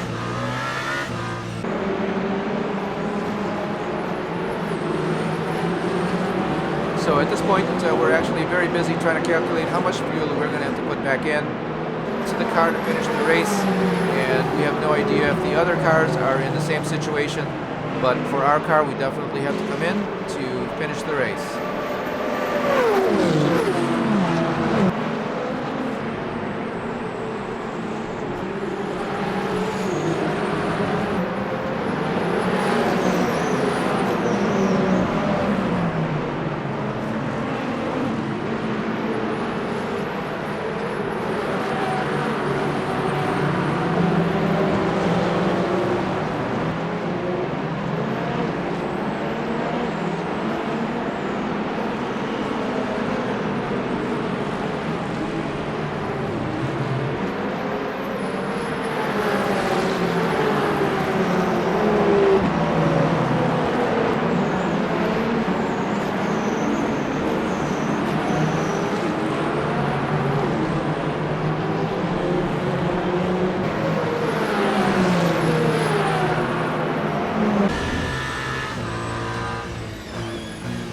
So here in the cockpit, we're looking at the fuel that we'll have to put in. And as soon as we hit the straight, we should be able to make changes.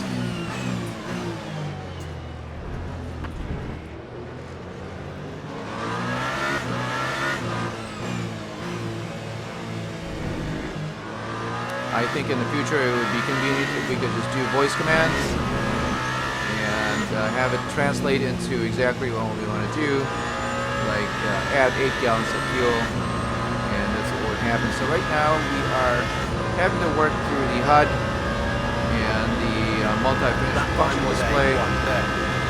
Here we are changing the virtual energy to calculate how much fuel is going to be put in.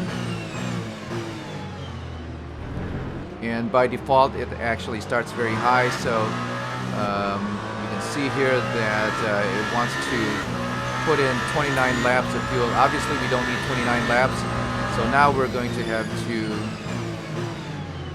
wait until we get back onto the straight to turn the dial all the way down to, I believe we put in 8 laps of fuel with a couple of laps extra just in case, so we won't have to come in. And 25 minutes to go. That was terrible. The front left is going.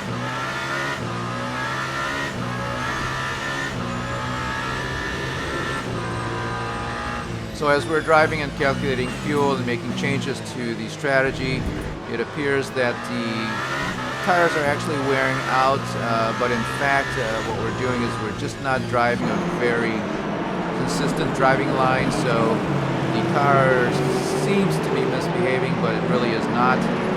We are actually putting it through a big mess there. And we ran into the back of the... Unbelievable. I believe that is the Proton Porsche. And he was just slowing down for the turn, but... down to 10. Maybe too much. And while we were messing with the steering wheel and making changes to the fuel strategy, we just ran into the back of him very hard, put us off and around in the track, and we are down to 10th place.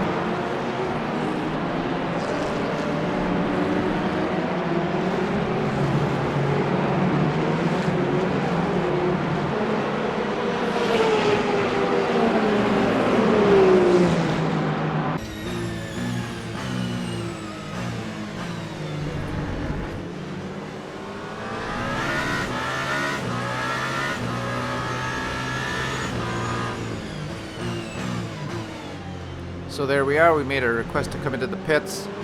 We are still working with the virtual energy, and again we are not going to need 29 laps of fuel, so we need to reduce that before we come in. Otherwise we will be spending a lot of time taking on fuel that we don't need. Nope, we are coming in. Unfortunately, we were not able to adjust the amount of fuel, and hopefully the virtual energy is still going to be high to the point where it just won't take any more, and we won't have to take 29 laps of fuel. And we'll see how that goes here. But we certainly won't make it on fuel. Might as well come in now and change out the tires. So we're also getting a full set of tires along with the little bit of extra fuel. We are already in 10th place. And there's no way to make it back up unless everybody stops.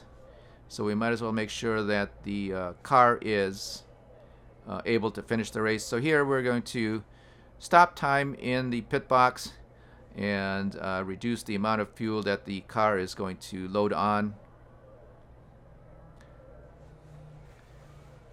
And then when we click on start driving, the time will start back up.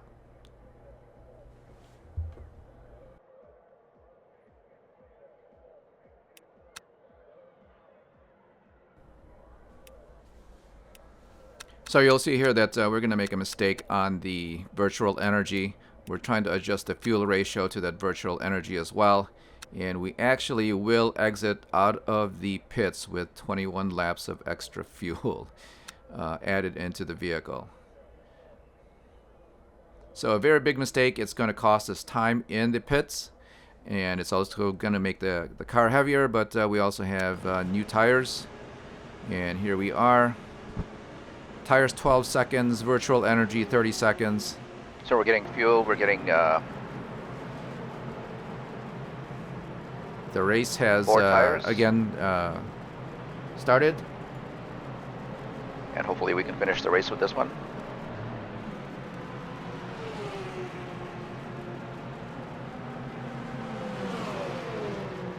I don't see anybody else coming in, so this may be it for us.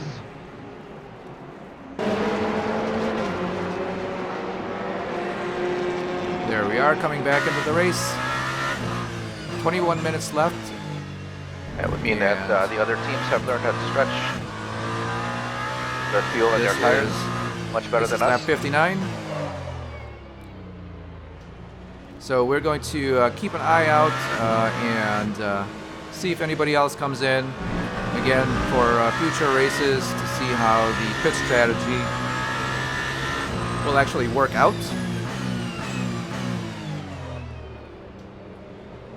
So looking at the There's HUD, Mike Conway, I believe. Oh, he is behind us again.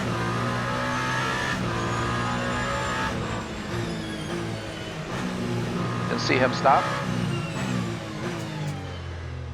There was nobody else in the pits when we were there. Let's look at the replay.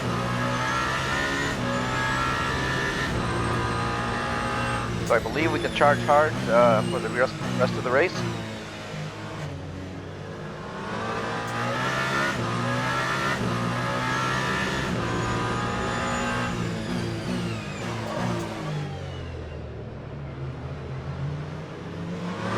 so that is our teammate just behind us.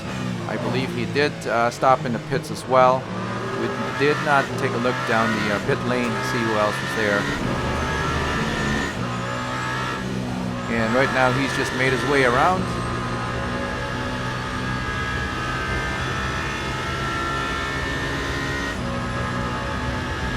So even though we are showing in 19th place, if all the other cars have to still stop or make a stop, it's very possible that we can move pretty far up the grid, considering the number of spins that we've had and driving off the track right here.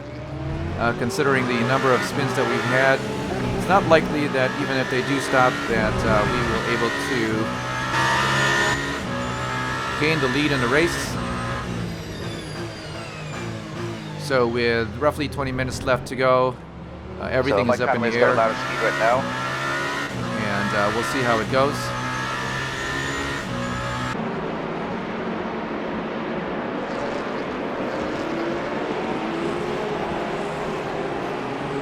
Having a look at the leader here, the Lamborghini. And I believe that is the 63.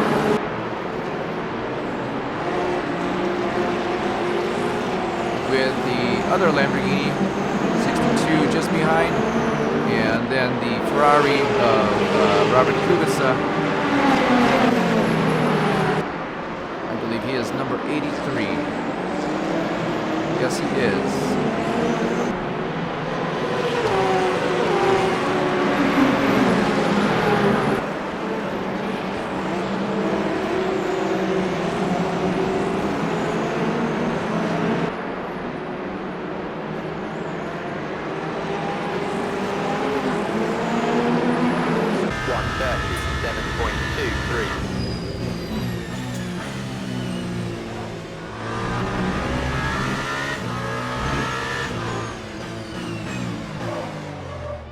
That turn is very tricky. It just comes up so fast.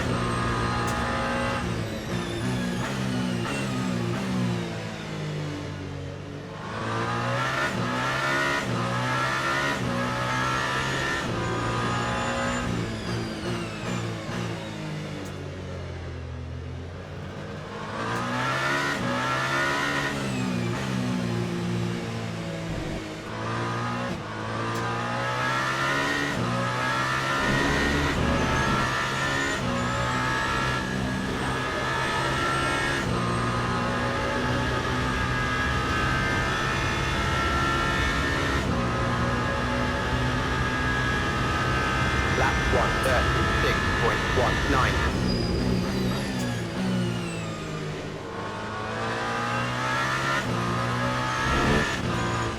So that lap was still a pretty fast lap. Our fastest lap right now is a 1:35. 1:56.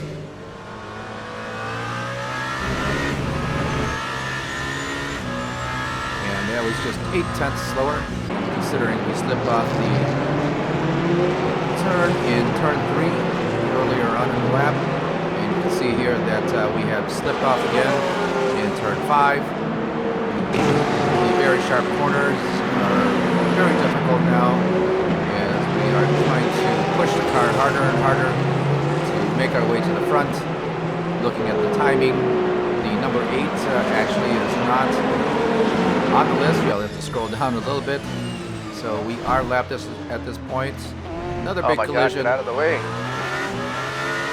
with the Iron Dames Porsche.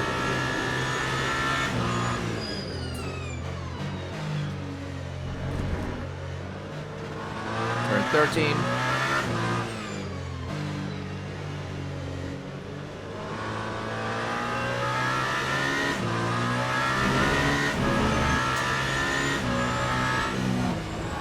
Coming around turn 15, very far now in the field.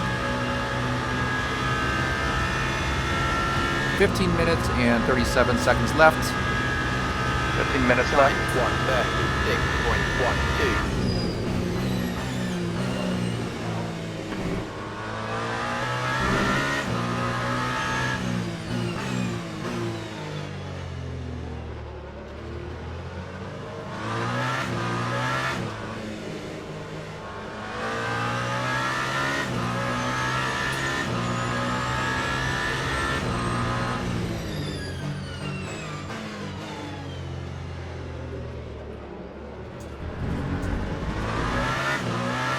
So considering the previous lap times of the last 3 or 4 laps, it's still pretty consistent, aside from the off-track excursions. If we didn't get spun a couple of times by the number 6 Porsche and one of the GTE Porsches, I think we may be able to. We would have been further up to the front. This is a 2-stop race for us. We are still waiting to see what the other cars will do. It's very possible that within 2 hours they've only made 1 stop. When we had programmed this race, we didn't accelerate fuel use or tire wear. So those 2 parameters are basically realistic based on time and number of laps.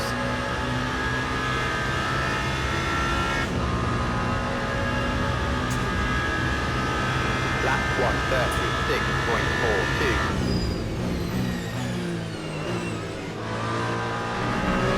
So it's still at 1:36.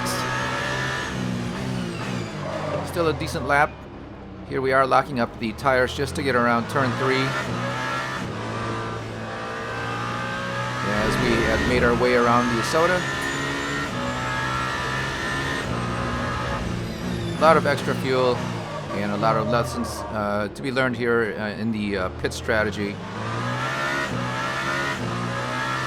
At the time of this race, the update was still pretty new, with the ability to stop time in the pits while you're making changes to the strategy.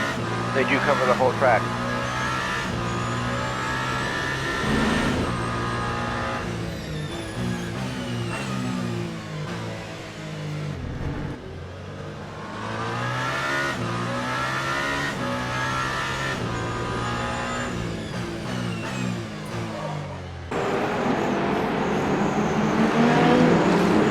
Back up to the front of the race, a Lamborghini is winning, with Robert Kubica very close by in second place. Kevin Estra, who spun us twice during this race, is still up there.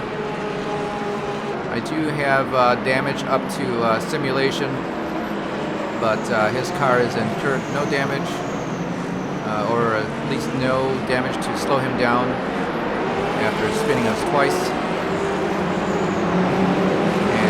There's also an Alpine in the battle as he makes his way around the Porsche.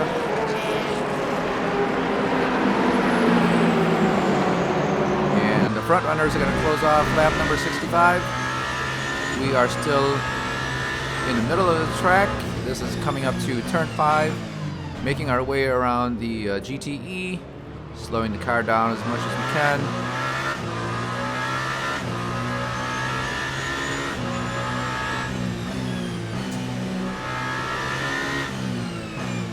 And again, the timing on the steering wheel, the bottom of the display, the red shows the deficit that we have to the fastest lap. So right now it's showing we're about 7/10 slower, which is really not a lot. But it does add up as you accumulate laps. And right now it's showing that our possible lap time for this lap is a 1:36.7, and that is indicated there on the left of the display in green. And to the right of both of those in purple is our fastest lap, which is a 1:35.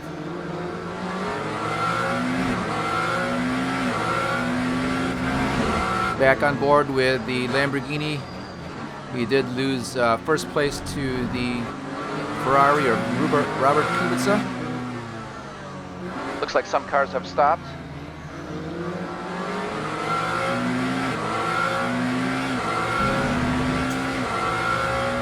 Yeah, I believe this is the second Lamborghini, so maybe one of the Lamborghinis had stopped. And here they are diving into the pits. So it is a 2-stop for everybody. You can see all of the front runners. A couple of skirmishes there in the back of the pit entry.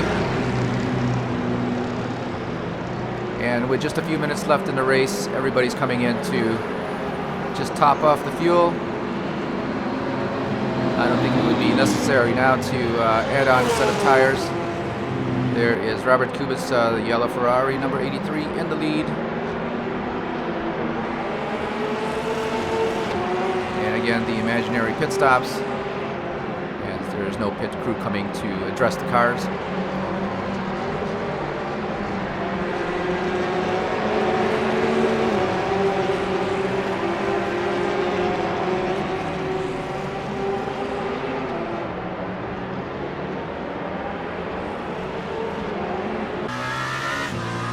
So that's a great majority of all the front runners.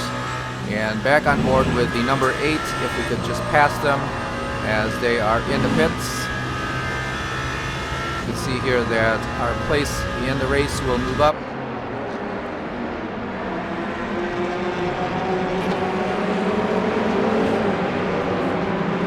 So right now we are in 3rd place with everybody pitting, adding fuel or changing tires. With 8 minutes and 50 seconds to go. Very possible that we could be on the podium.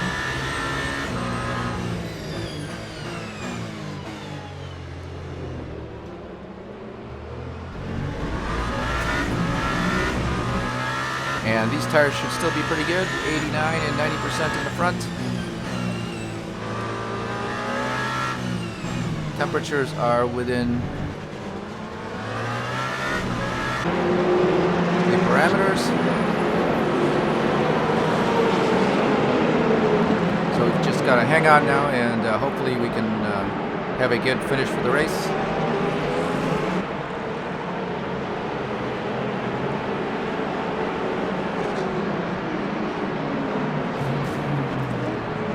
And this is one of the Jodas here. Pretty. We are able to drive underneath him, but again, we outbrake ourselves. Coming into 14, he was a little bit too slow, and we snuck in. So we're back in front of the Joda Porsche. Second place now with 8 minutes to go. Okay, so people have stopped. We are in second place. So the race for us is looking pretty good right now. However, is in first place by 13 seconds. So we can still have a good result. So that is Mike Conway showing ahead of us again with 13 seconds. We'll have to study how Mike Conway did it after knocking off his rear wing.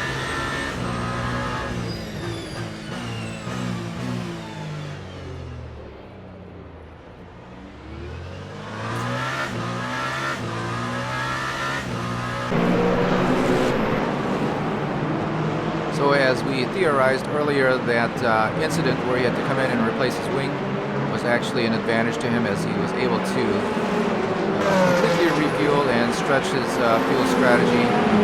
It also did 2 stops, but because of his timing within the stops, he was able to make up a lot of time on the other cars, including the number 8 that you see here in second place.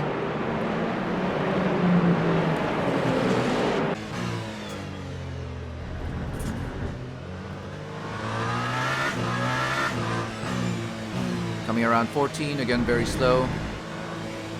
First or second gear, and you have to slowly We are throttle up. the Joda behind us.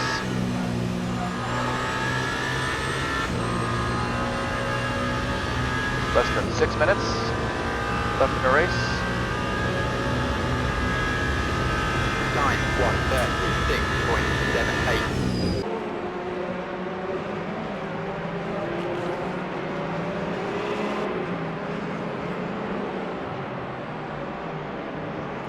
Very big lock up there again into turn 3. The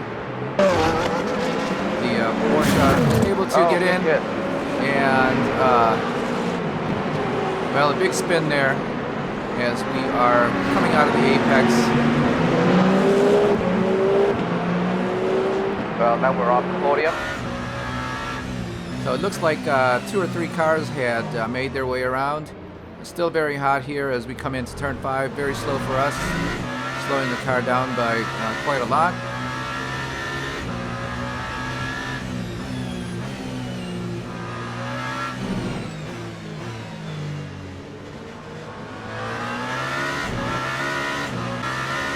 Less than 5 minutes.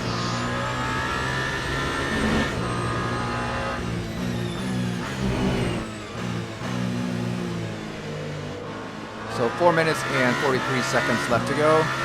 Lap 69 of a 2-hour race. We are in 5th place, certainly off the podium now, but it's a points finishing race. If and when Le Mans Ultimate will put a championship season together.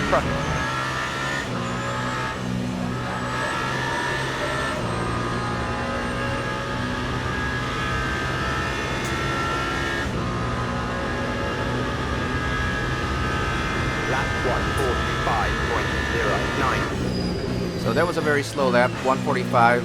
That's 10 seconds slower than our fastest lap. And again, that's due to the spin. Oh my God. Here we are, another spin. We had just throttled up a little too early coming out of turn 3. And we have that is one of the faults of making a very tight turn, is that eventually you'll have to accelerate very fast out, and we just didn't have the grip in our rear tires. And we fall so far down the standings, and another hit on the Ferrari. Just couldn't stop. One more place, down to 13 now.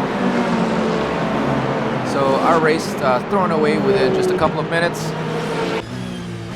at the very end of the race.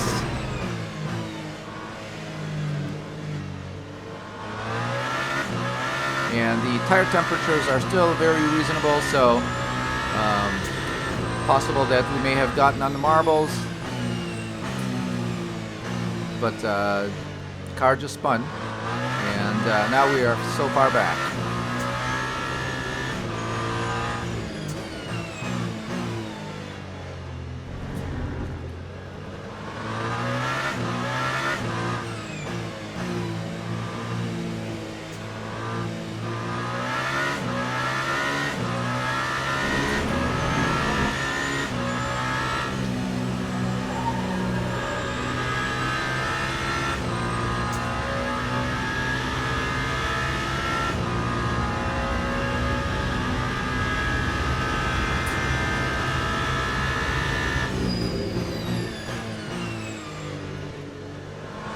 We were having a good race for a while.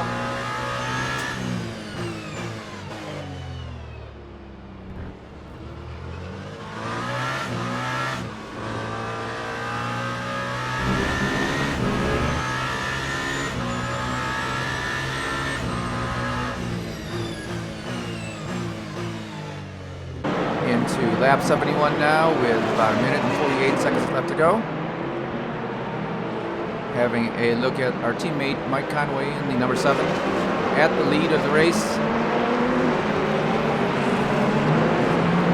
Again, the secret may have been here to stop early.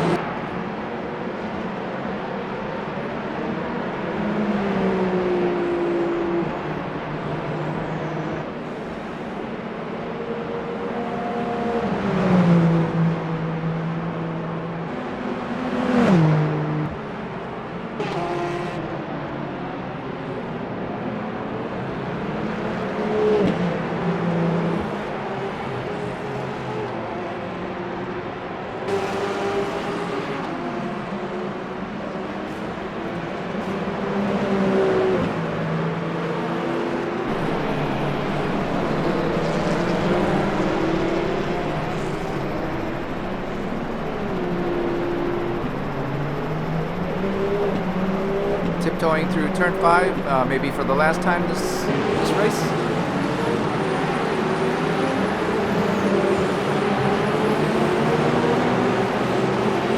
And that will depend on whether or not Mike Conway will cross the start-finish line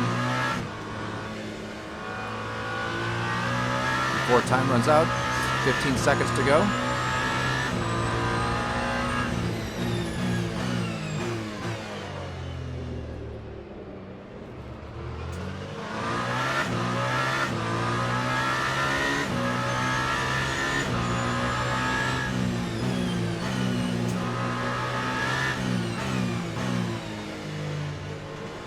So the leader, Mike Conway, should be, has crossed the start-finish line. And our race is out of time. There he is, crossing the start-finish line, on board with the number 7. And that will do it for Mike Conway. We're waiting for the rest of the field, including the number 8, to cross the line. There's no need to go back around, as Mike Conway has already finished. Now this race has been full of lessons. So at 13th place for a 72-lap race, 2-hour race.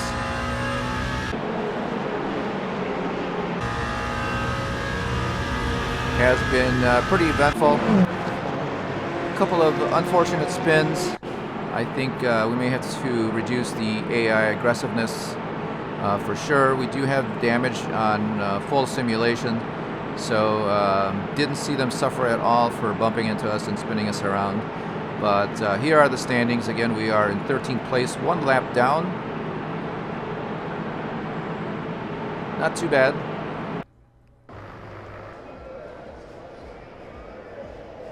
So that's going to do it for the race here at Algarve and Portimao. Thanks again for watching. If you made it this far in the race, don't forget to give us a like and subscribe again, or follow on Facebook, as we are also available there. Let us know what you think of the race, and we'll see you next time.